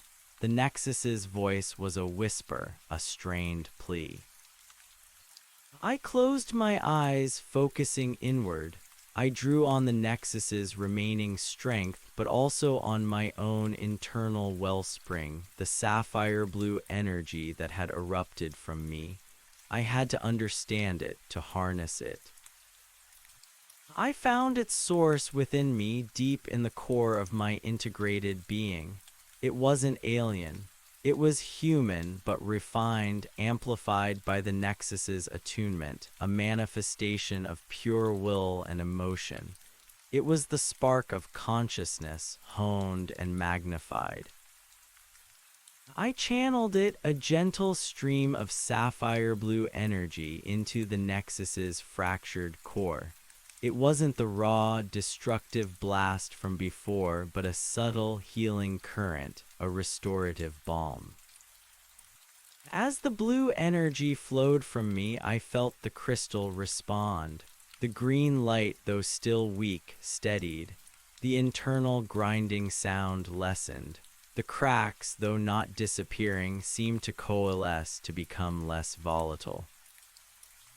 The healing, it is unlike any protocol known. It is regenerative. Your unique energetic signature is merging with the nexus. You are not merely a conduit, but a catalyst. A catalyst, the word resonated deeply. I was bringing something new to the ancient network, a human element. I focused on the two dying shadow creatures. They were still draining the nexus, even in their weakened state. I had to finish them. I concentrated, drawing on a more focused beam of my sapphire energy, directing it into the distorted reality field, directly into the dissolving forms of the consumers. The blue light flared, intense and pure, striking the creatures. They didn't shriek this time, they simply winked out of existence, absorbed, annihilated. The draining sensation on the nexus immediately lessened. The emerald light, still weak, brightened discernibly. The grinding ceased. A soft, steady hum began to emanate from the crystal, a fragile, rhythmic heartbeat. The consumers are eradicated, threat neutralized, core integrity stabilizing, energy reserve still critically low. The Nexus's voice was stronger now, a hint of its former resonance returning. The damage is extensive, long-term regeneration required. How long? I projected, feeling the immense effort of the healing, the steady drain on my own internal reserves. Eons for full restoration, decades for full functionality, months for partial self-repair capability, weeks for basic defense, days for minimal local energy projection. Days for minimal defense, that wasn't much. The shadow creatures were gone, but the initial detection had still sent out a pulse. Others might come, or other unknown threats. I need to learn more, I said aloud, my voice echoing in the vast chamber. To learn everything I can as quickly as possible to truly protect this place. The learning process can continue, conduit, but your own Terran form requires rest. You have expended vast personal energies. Continued exertion will compromise your own stability. My own stability, my human body. The Nexus was reminding me of my limitations, my fragility.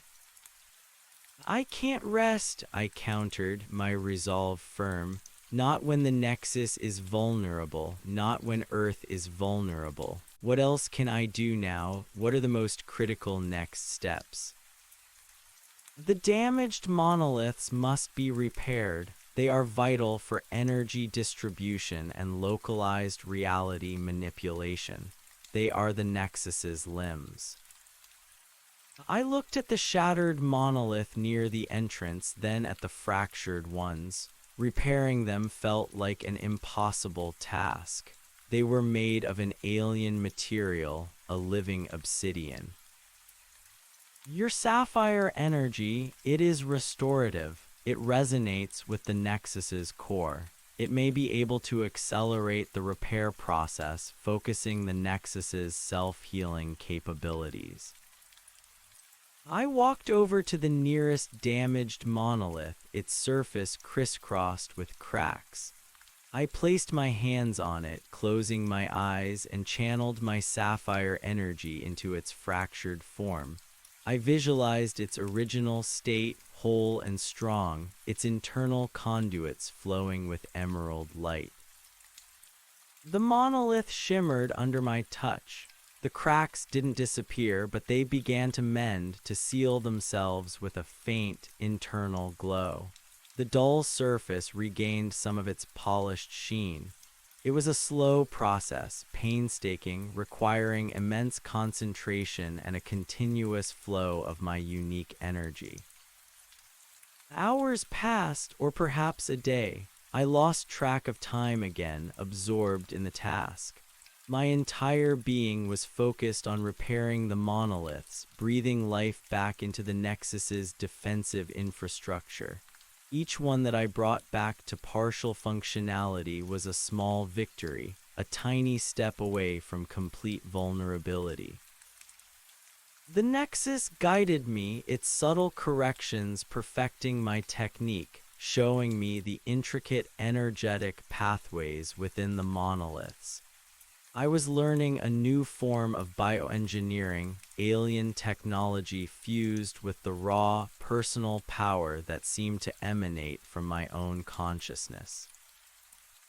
As I worked, the Guardians remained silent, vigilant. Their presence was a constant, unspoken reassurance.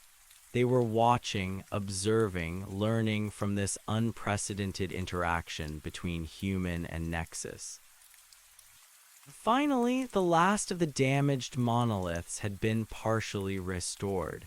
The shattered one was beyond my current ability to repair, its essence too completely dispersed. But the others hummed with a renewed, if still faint, emerald light. I stumbled back to the central patterns, my body screaming in protest. My head throbbed, my muscles ached, and my vision blurred at the edges. The sapphire energy, though potent, was not limitless. I was completely drained. I collapsed onto the cold stone floor, too exhausted to even reach the central patterns with my hands. My entire being hummed with an agonizing emptiness, the feeling of having poured myself out completely. Rest, conduit, your efforts have been extraordinary. The Nexus can now sustain a minimal defense. Your body requires restoration. The Nexus's voice was gentle, almost soothing. I barely heard it. I slipped into a deep, dreamless sleep, completely unconscious. My body sprawled on the glowing, intricate floor patterns. The emerald light of the Nexus pulsed softly around me, a protective cocoon. I awoke hours later, or perhaps days, feeling a strange sensation. Not hunger, not thirst, but a subtle, pervasive warmth. My body felt different, restored, yes, but also enhanced. The constant ache was gone. My vision was sharper, my senses even more acute. I sat up, my movements fluid, effortless. The emerald light of the Nexus was brighter now, stronger, pulsating with a renewed, steady rhythm. The hum was back, a soft, resonant thrumming through the chamber. You have absorbed residual Nexus energy during your dormancy, conduit. Your physical form has undergone further integration. You are more robust, more resilient. Your capacity for energy projection has increased. More robust, more resilient, it was true. I felt lighter, stronger. My wounds were completely healed, no lingering aches or pains. The faint shimmer on my skin was more pronounced, a subtle internal glow. I was evolving. My human form was adapting, becoming something new, something more. How long was I out? I asked, my voice clear and strong. Approximately 48 Terran hours. 2 days, Mark would be worried, but his altered memories would cushion the blow. He would remember me leaving a note, expecting me to be away for a while. He would think I was on my retreat, finding clarity. The thought of him, of my old life, brought a fresh wave of grief. The chasm between us now felt impossibly wide, but there was no turning back. My purpose was here in this ancient chamber with this wounded cosmic entity. What now? I asked the Nexus, standing on the glowing patterns, feeling the power surge through my integrated being. The next phase of defense requires extending the Nexus's sensory network throughout the entire continent, then globally, to detect incursions far in advance. This requires a deeper connection to the planet's ley lines and magnetic field. "Show me," I commanded, my voice firm. Immediately, my consciousness soared again, but this time it didn't leave the planet. Instead, it plunged deep into the Earth, tracing intricate lines of unseen energy that crisscrossed the globe. I saw the Earth's magnetic field, a vast, shimmering protective bubble. I saw the network of ley lines, ancient pathways of telluric energy pulsing beneath the continents, beneath the oceans. The Nexus began to subtly integrate its own energy grid with these natural planetary conduits. It was like weaving a vast, invisible web of perception, linking the Nexus to the very heartbeat of Earth. I spent what felt like weeks in a constant state of extended consciousness, helping the Nexus weave this intricate web. I directed the subtle shifts in energy, smoothed out the resonance points, reinforced the connections. It was a painstaking, meticulous process, but each successful connection brought a surge of satisfaction, a feeling of growing strength. Through this extended network, I began to perceive the planet in an entirely new way. I felt the pulse of life in the rainforests, the slow grind of glaciers, the churning currents of the deep ocean. I sensed the vibrations of distant cities, the faint hum of technology, the collective consciousness of humanity, a vast, chaotic symphony of thoughts and emotions. And within this symphony, I felt the faint, subtle whispers of other things. Not shadow creatures, not consumers, but different anomalies. Faint distortions in local reality, brief surges of unfamiliar energy, fleeting pockets of strange resonance. They were rare, isolated, and usually quickly dissipated, but they were there, markers of something else. These are minor incursions, conduit, anomalies, often accidental, sometimes exploratory. They are not direct threats to the Nexus, but they represent the porous nature of your reality. The veil between dimensions is thin in places. Dimensions, I projected, intrigued. Are there others like the Nexus on Earth? This is the primary node, the anchor point. Others may exist, smaller, localized, dormant, but none with the scope and potential of this Nexus. This one is unique in its integration with Terran life force. My attunement to Earth, to its life, was part of what made me a unique conduit.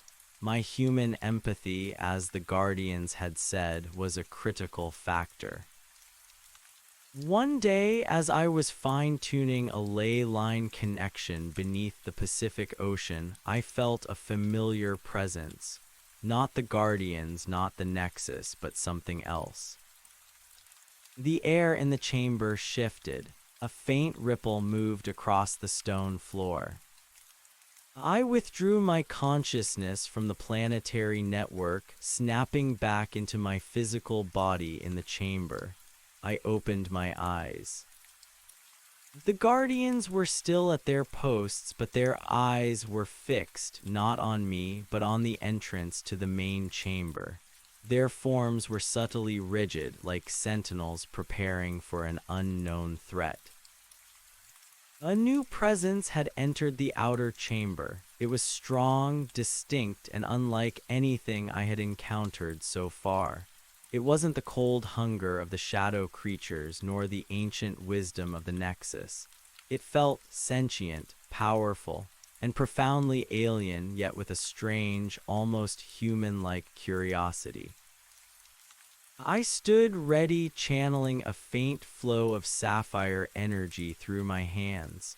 The nexus hummed, a low, watchful presence in my mind. A figure emerged from the passage, stepping into the main chamber. It was not a shadow creature. It was not a guardian. It was humanoid in shape, but impossibly tall, easily 7 feet. Its skin was a shimmering metallic silver, like liquid mercury, reflecting the emerald light of the nexus with an ethereal glow. It wore no clothing, its body perfectly sculpted, devoid of gender characteristics, radiating an almost unnerving perfection. Its head was smooth, elongated, with 2 large, luminous, almond-shaped eyes that glowed with a soft, internal gold light. It had no mouth, no nose, just these captivating, ancient eyes. It moved with a silent grace, its steps making no sound on the stone floor. It stopped a few feet from me, its golden eyes studying me with an intense, unblinking gaze. It radiated an aura of immense power, controlled and calm. I felt no fear, only an intense curiosity mingled with a faint sense of awe. This was not a predator, but what was it? "Greetings, conduit." The voice was not in my mind, but a melodic, resonant hum that vibrated through the air, vibrating through my very bones. It was a language of pure sound, exquisitely beautiful and complex, yet somehow I understood it. The nexus was translating. "Who are you?" I asked, my voice steady, though a tremor of excitement ran through me. "I am a seeker, an observer, a weaver. My designation in your Terran tongue would be a steward of the cosmic loom." The cosmic loom, the phrase conjured images of intricate threads of interwoven destinies. "You're not from Earth," I stated. "Correct. I traverse the network. I observe its health, its connections. I felt the surge, the awakening, and the subsequent conflict." It gestured with a subtle movement of its head towards the faint cracks on the crystal, towards the remnants of the shattered monolith. "The shadow creatures," I explained, not needing to speak, projecting the images directly. "They tried to consume the nexus." "Indeed, a common plague, relentless but mindless. Your defense was unexpected, your energy signature, unique." The golden eyes studied me, a profound curiosity in their depths. We did not anticipate a Terran interface, especially one with such innate capabilities. "You mean my blue energy?" I asked. "The sapphire resonance, yes, it is not of the nexus, nor is it purely Terran. It is an emergent property, a bridge between." An emergent property, my unique blend of human and nexus. "So you're not here to harm the nexus?" "Quite the opposite. I am here to assist its recovery, to ensure its stability. This node is too vital to the network, and you, conduit, are an anomaly of immense importance." It moved closer to the crystal, its metallic hand reaching out, hovering just above the fractured surface. A soft, golden light emanated from its palm, flowing into the crystal. The emerald light of the nexus pulsed, responding to the new energy, but this time it was not painful. It was soothing, restorative. The cracks on the crystal, which my sapphire energy had merely stabilized, now began to visibly recede. The fractures smoothed, healed, knitting themselves back together with an astonishing speed. The depleted nexus hummed with a renewed, vibrant strength. "The Seeker is channeling pure restorative energy directly from the greater network conduit, a high-level bypass." The Nexus's thought voice was strong again, full of surprise and relief. It recognizes my distress. In a matter of minutes, the crystal was completely restored, its surface gleaming, whole and unbroken, pulsing with a brilliant, steady emerald light. The damaged monoliths, even the shattered one, began to reconstruct themselves, coalescing from the scattered dust, reforming their obsidian shapes, their intricate patterns re-etching themselves. The seeker withdrew its hand, its golden eyes still fixed on. Its golden eyes still fixed on me, a deep, ancient wisdom emanating from them. The nexus is restored conduit. Its wounds are healed. The structural integrity is absolute. The nexus's voice, now vibrant and strong, resonated through my mind, full of an almost palpable relief.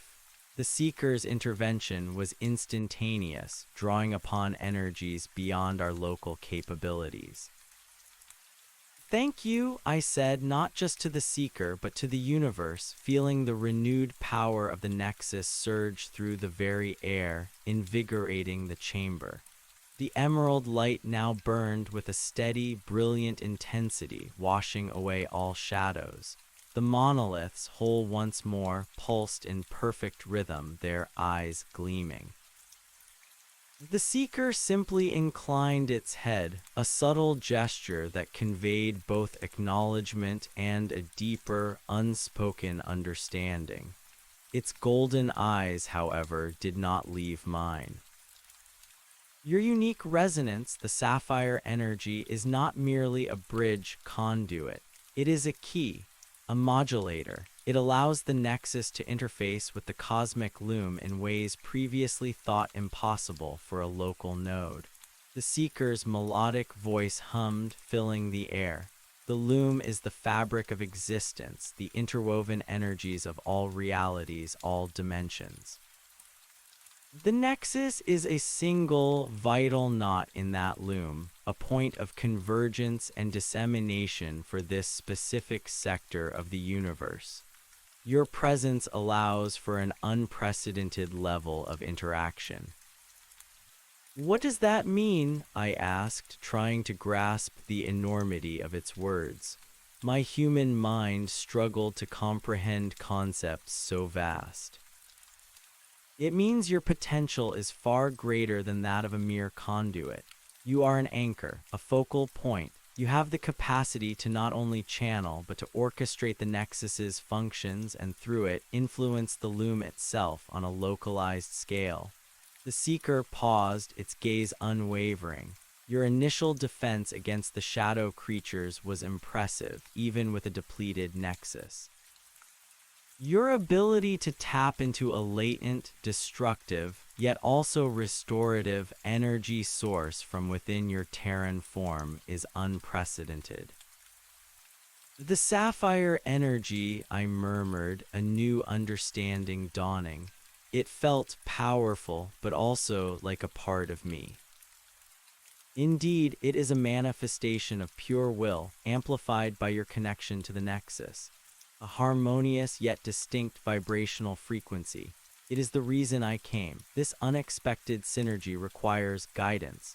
The nexus, though ancient, is designed for observation and cataloging, not aggressive modulation of the loom. Its protocols are for defense, not offensive engagement. Your sapphire energy, however, possesses both qualities." "So you're going to teach me?" I asked, a thrill of anticipation mixed with a sense of overwhelming responsibility. "I will guide you. My purpose is to ensure the stability of the loom. And this node, with you as its unique anchor, presents both immense potential and unforeseen vulnerabilities." The seeker walked slowly towards the main crystal, its form shimmering. "The shadow creatures, or consumers, as the Nexus labels them, are but one type of existential threat. There are others, more insidious, more intelligent, and they now know of this node's location and its emergent power source." A cold dread seeped into my renewed confidence. "They'll come back." "Inevitably." Your initial burst of sapphire energy while repelling them also registered as a significant energetic anomaly across the loom. It was a beacon. They are drawn to power, to consumption. But now you are ready. The nexus is whole and your connection is stronger. The seeker turned, its golden eyes piercing through me. Your training will begin now. You must master your unique resonance, understand the deeper functions of the nexus, and learn to navigate the intricate energies of the loom. Time is a luxury we may not possess. My training began immediately, an accelerated immersion that pushed the boundaries of my human comprehension. The seeker, this steward of the cosmic loom, became my silent, omnipresent mentor. It didn't speak in lengthy explanations, but in precise, direct projections, visualizations, and subtle energetic prompts. First, I delved deeper into the nexus itself. Now fully restored, its capabilities were staggering.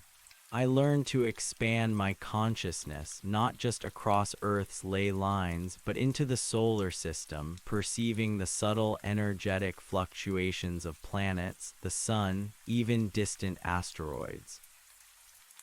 The Nexus showed me how it acted as a giant cosmic sensor array, detecting not just energy signatures, but shifts in spacetime, gravitational anomalies, and even faint echoes of consciousness from beyond our system. I spent what felt like days, weeks, observing the universe through the Nexus's eyes. I saw galaxies swirling in silent majesty, nebulae blooming like cosmic flowers, and the faint, almost imperceptible trails of ancient, distant civilizations. The sheer scale of it all was humbling, awe-inspiring, and terrifying. The Nexus's primary function is observation, data collection, and passive defense of its local sector. The seeker projected, its presence a constant, reassuring hum in my expanded consciousness. It catalogs, it stores, it prepares, but it does not intervene directly without a modulator. That is your role. My role, I was the bridge between passive observation and active intervention. The seeker then began to teach me about the loom itself. It showed me how reality was not a single, solid construct, but a tapestry of interwoven dimensions, each vibrating at a slightly different frequency. The shadow creatures, it explained, were interdimensional parasites, capable of phasing between these frequencies, seeking vulnerabilities, points of weakness to exploit and consume. The veil between dimensions is thinnest in areas of high energetic resonance or where reality itself has been stressed, the seeker explained. The nexus, being a nexus of energy, is one such point. Your world, Terran, has many such points, often misidentified as paranormal phenomena by your species. I realized then that the anomalies I had sensed earlier were not just random energy bursts, but subtle bleed-throughs from other dimensions, glimmers of other realities brushing against our own. My own sapphire energy became the focus of the next phase of training. The seeker guided me in how to refine it, to channel it with surgical precision. It was not just for destructive blasts, but for manipulation, for healing, for shaping energy. I learned to control its intensity, its frequency, its resonance. I practiced on the shattered monolith. With the nexus fully restored and the seeker's guidance, I found I could indeed reconstruct matter. It wasn't creating from nothing, but coaxing the scattered particles back into their original form, using the Nexus's stored data as a blueprint and my sapphire energy as the catalyst. It was a painstaking process, but piece by piece, the monolith reformed, growing from the floor like some living obsidian plant, until it stood whole and proud once more. The Guardians, those silent black forms, were now more than just protectors. They were extensions of the Nexus's will, capable of acting as localized energy conduits for me. I learned to borrow their energetic output, to command them to project localized reality distortions or focused energy beams, creating a formidable defensive perimeter around the nexus. Through all this, I felt myself changing further. My human body adapted with astonishing speed. The fatigue that had once crippled me was rare now. My senses were permanently heightened. I could perceive subtle energy fields, hear frequencies beyond human range, see the world not just in light and shadow, but in its underlying energetic flows. My skin faintly shimmered, and my eyes, in moments of deep concentration, pulsed with an internal emerald glow, sometimes touched by the sapphire blue.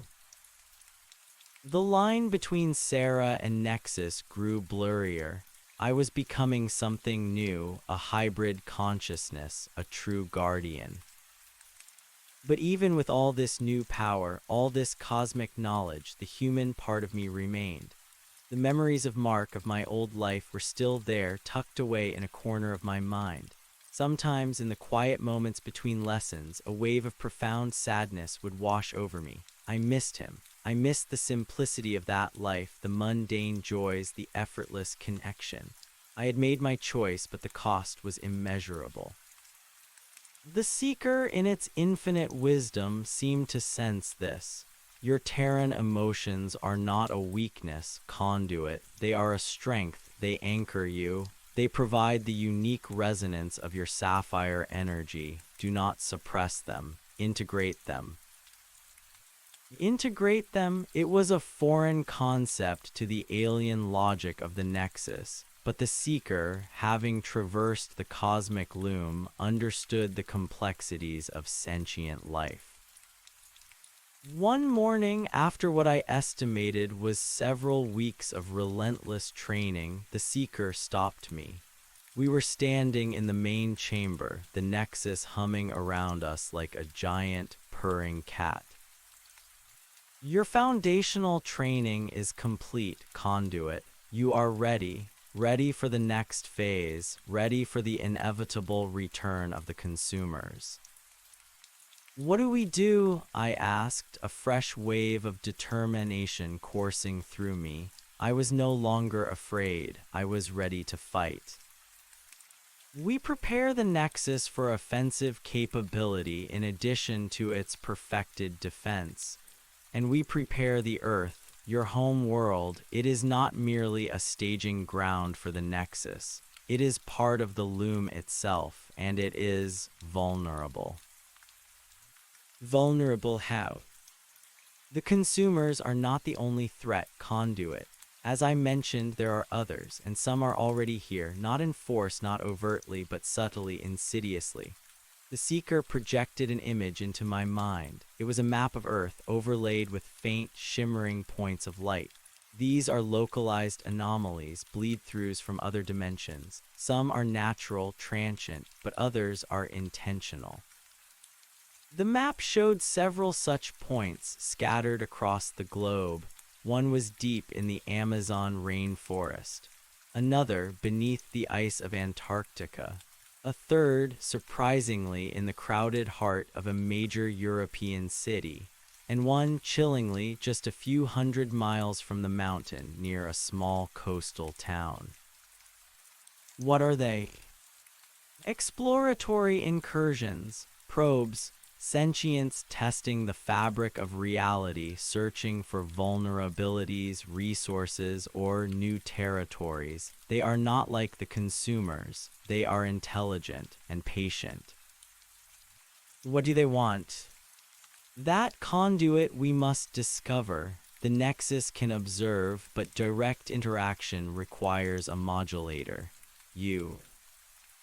This was it, my first true mission beyond defending the Nexus itself, protecting Earth not just from mindless predators, but from intelligent, unknown entities.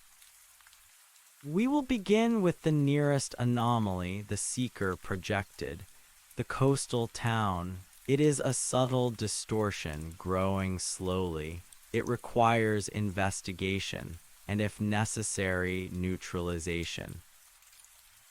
The seeker provided me with the coordinates, a precise location near a small, picturesque fishing village nestled by the sea. I could sense its faint energy signature even from the mountain, a discordant note in the planet's harmonious hum. You will travel alone, conduit. Your stealth capabilities are now sufficient to pass unnoticed. The Guardians will remain here, defending the Nexus. I will maintain a distant oversight, ready to advise, but direct intervention will be yours. This is a test of your new abilities, your integration. Understood, I replied, my voice firm. I prepared to leave, a stark contrast to my previous desperate escape. This time there was no panic, only a quiet determination. I wore simple, dark clothing designed for blending in, no more dust-caked jeans. I gathered a few essentials, a small backpack, a comms device for Mark, which he would check according to his altered memories, and a very basic map. But I knew I wouldn't need the map. The Nexus would guide me. As I walked towards the passage, the Guardians shifted, their black forms bowing slightly, a silent gesture of respect and farewell. It was a powerful moment, an acknowledgement of my new status.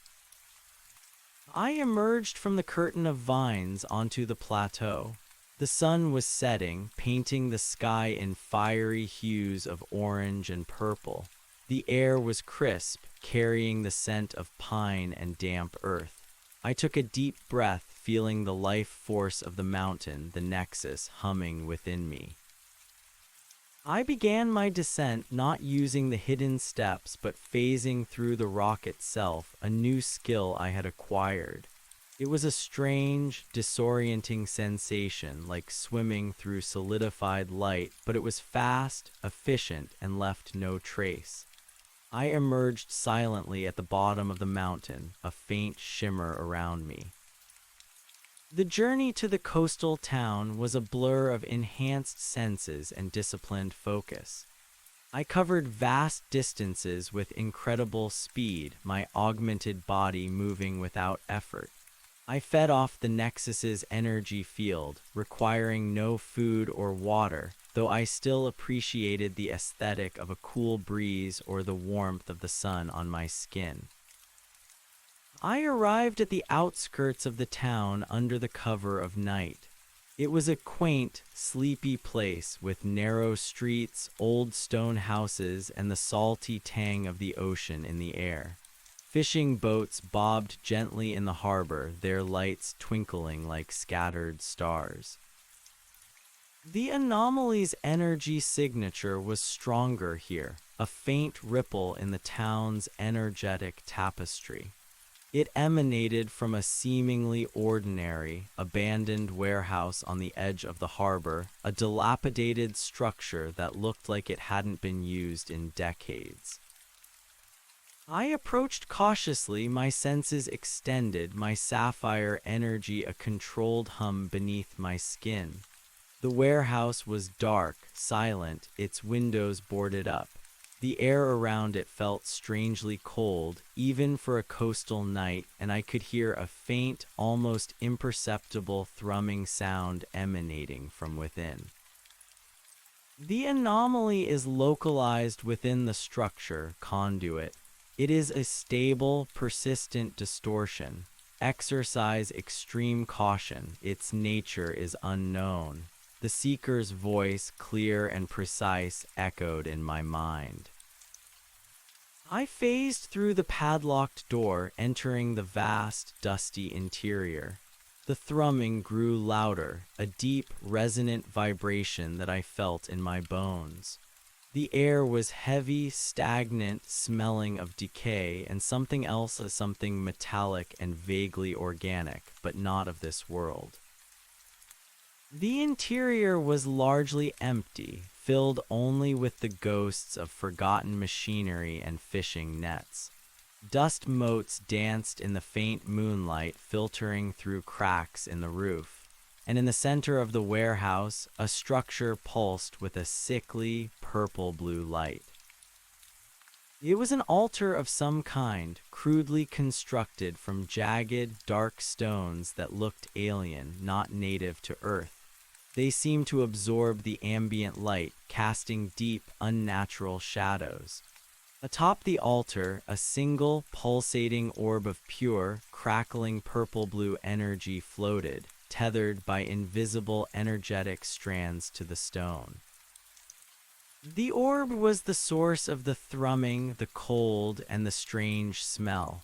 It was a tear in reality, a localized interdimensional portal held open by the dark stones, and from within it I could sense something, waiting, watching.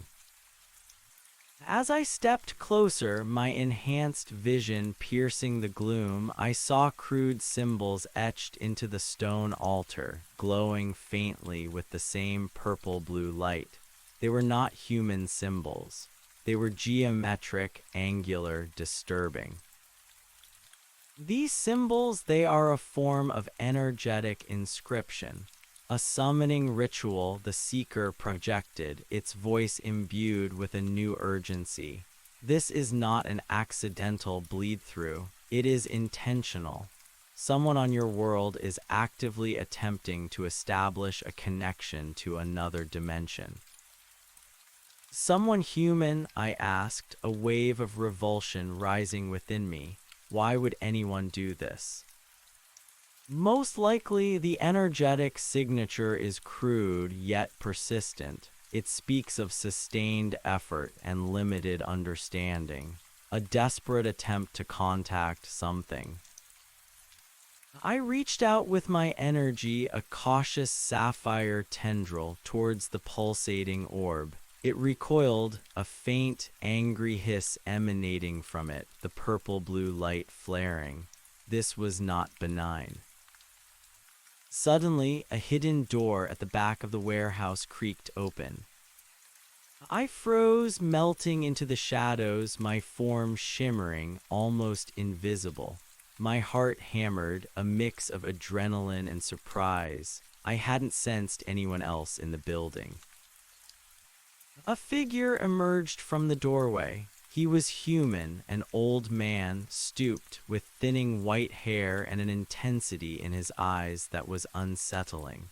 He wore a simple, dark robe and carried a small, leather-bound book clutched tightly in his hand. He shuffled towards the altar, his eyes fixed on the pulsating orb with an almost religious fervor.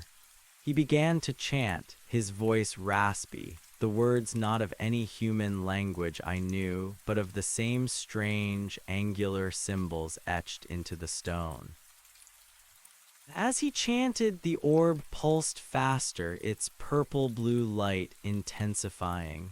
The thrumming grew into a violent vibration that shook the very foundations of the warehouse. The air crackled with raw energy. He is attempting to stabilize the rift, to widen it, the seeker warned. His actions are accelerating the process. Whatever he seeks to draw through, it will be potent and likely hostile. I had to stop him, but how? My first instinct was to use a direct energy blast to shatter the altar, to close the rift. But what if that released whatever was on the other side instead of containing it? I watched the old man, his face contorted in a strange mix of ecstasy and desperation. He was clearly obsessed, completely unaware of my presence. As his chant reached a crescendo, the orb began to swell, growing larger, its light blinding. The air in the warehouse grew intensely cold, then searingly hot, as if reality itself was struggling to contain the incoming force. A jagged, dark crack appeared in the air above the orb, shimmering with alien light. And then a form began to coalesce within the crack. Not a shadow creature, but something else, something darker, more defined, with a hint of malevolent intelligence. It was still indistinct, a swirling mass of inky black, but I could feel its predatory focus. "It is manifesting. You must act, conduit." The seeker's voice was urgent. I surged forward, no longer caring about stealth. The old man, startled by my sudden appearance, broke his chant, his eyes widening in terror as he saw me. He stumbled backward, clutching his book, but his gaze remained fixed on the rift. "Stop," I commanded, my voice resonating with Nexus power. The old man stared at me, then at the glowing, fractured rift, then back at me. Who are you? What have you done?" he gasped, his voice trembling. He thought I was the cause. "You're tearing a hole in reality," I shouted, focusing my sapphire energy. I couldn't risk a direct assault on the rift, not yet. I needed to neutralize the old man to stop the ritual. I extended a precise tendril of sapphire energy, not to harm but to disrupt. It struck the old man's book, his crude focus. The book glowed faintly, then burst into a shower of harmless, inert dust, its dark magic neutralized. The old man cried out, a wail of despair and rage. He fell to his knees, staring at the dust, his connection to the ritual severed. As his focus broke, the rift above the orb shuddered, shrinking slightly. The form within it convulsed, momentarily receding. But the orb itself was still potent, still actively trying to draw something through, and the raw, alien power emanating from it was immense. The air was thick with it. I placed my hands on the crude stone altar, channeling pure, focused sapphire energy into it. My intent was not to destroy, but to reverse, to unravel, to close the rift. I visualized the stable, closed reality of Earth, pushing back against the tearing fabric. The dark stones of the altar crackled and groaned under my touch. The purple-blue light of the orb flickered violently, struggling against my counterforce. The thrumming intensified, reaching a deafening pitch. "You are closing the breach, conduit, but it is resisting. Your current output is sufficient but slow. Be wary of a backlash," the seeker warned. I felt the resistance, a surge of cold, malevolent energy pushing back against my sapphire light. It was a conscious push, an intelligence fighting me, the thing on the other side. I pushed harder, drawing on the Nexus's energy, blending it with my own. The sapphire blue of my hands intensified, matching the emerald glow of my eyes. The old man cowered on the floor, muttering incoherently, overwhelmed by the forces unleashed. The orb pulsed, its purple-blue light struggling against the sapphire. A wave of immense pressure slammed into me, a psychic assault, a desperate attempt to break my concentration. It felt like 1,000 needles piercing my mind, searing pain. I grit my teeth, refusing to break. I was the anchor. I was the guardian. I remembered the shadow creatures, the gaping void. I would not let this new horror through. My sapphire energy flared, erupting in a silent explosion of pure force. It overwhelmed the orb, slamming back against the interdimensional breach. The crude symbols on the altar shattered into dust. The dark stones cracked, then exploded into harmless, shimmering motes. The purple-blue light of the orb vanished completely, sucked back into nothingness. The crack in the air above it winked out. The thrumming ceased. The cold, heavy air lifted, replaced by the normal, dusty air of the warehouse. Silence, profound, absolute silence. I stood there panting, my hands still glowing faintly, my body trembling from the immense effort. The old man was staring at me, his eyes wide with a mixture of terror and awe. The breaches closed, conduit, and stabilized. The entity was successfully repelled. Remarkable. The seeker's voice was filled with a rare note of approval. I looked at the old man. He was human, but he had actively sought to tear open reality. What drove him? Desperation, madness, a lust for power. "Who are you?" I asked him, my voice hoarse. "And what were you trying to summon?" He slowly pushed himself up, his eyes fixed on me with an almost feral intensity. You closed it. You stopped them. You don't understand what you've done." His voice was a ragged whisper. "I stopped you from bringing something dangerous into this world," I countered, stepping closer. "Tell me what it was."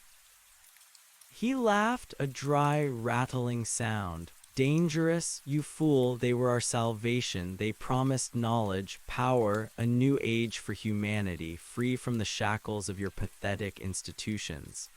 He looked around the now empty space where his altar had been. Now it's gone, all of it, decades of work for nothing." "Decades?" I questioned. "You've been doing this for decades." "Since I was a young man, since I first discovered the ancient texts, the true history of this world," he proclaimed, his voice regaining some strength, tinged with madness. "The beings beyond the veil, they promised to guide us, to elevate us. The Nexus, this guardian you speak of, it merely keeps us ignorant, trapped." My blood ran cold. He knew about the Nexus. Or at least he had gleaned something from the entities he was trying to summon. "His information is fragmented, conduit, twisted by his own agenda, but he has indeed made contact, and the entities he sought to summon are skilled manipulators," the seeker warned. "They lied to you," I said, my voice firm. "They seek to exploit, not to elevate. They would consume everything." He scoffed. "You speak with the arrogance of ignorance. You think you know true power. You think you know what lies beyond. They are vast, infinite, and they promised me a place among them." It was clear he was too far gone, steeped in his fanaticism. I couldn't reason with him. "This breach is permanently closed," I stated, a finality in my tone, "and you will cease your attempts." He lunged at me suddenly with surprising speed for an old man, a small, ornate dagger glinting in his hand. It was an act of desperate rage, a final, futile attack. I moved with the speed of the Nexus, flowing like liquid shadow. Before the dagger could even begin its arc, I was behind him, my hand on his head. I didn't want to hurt him, but I couldn't let him continue this path. I projected into his mind not an illusion, but a subtle, deep alteration. I removed the memories of the altar, the ritual, the beings beyond the veil. I replaced them with a profound sense of peace, a sudden, overwhelming weariness, and a desire to abandon his old obsessions. I gave him a new, comforting memory of finding solace in simple things, in the beauty of the sea, in the quiet life of his village. I erased the darkness, leaving only a gentle, if melancholic, twilight. His body slumped. The dagger fell from his hand, clattering to the dusty floor. His eyes glazed over, then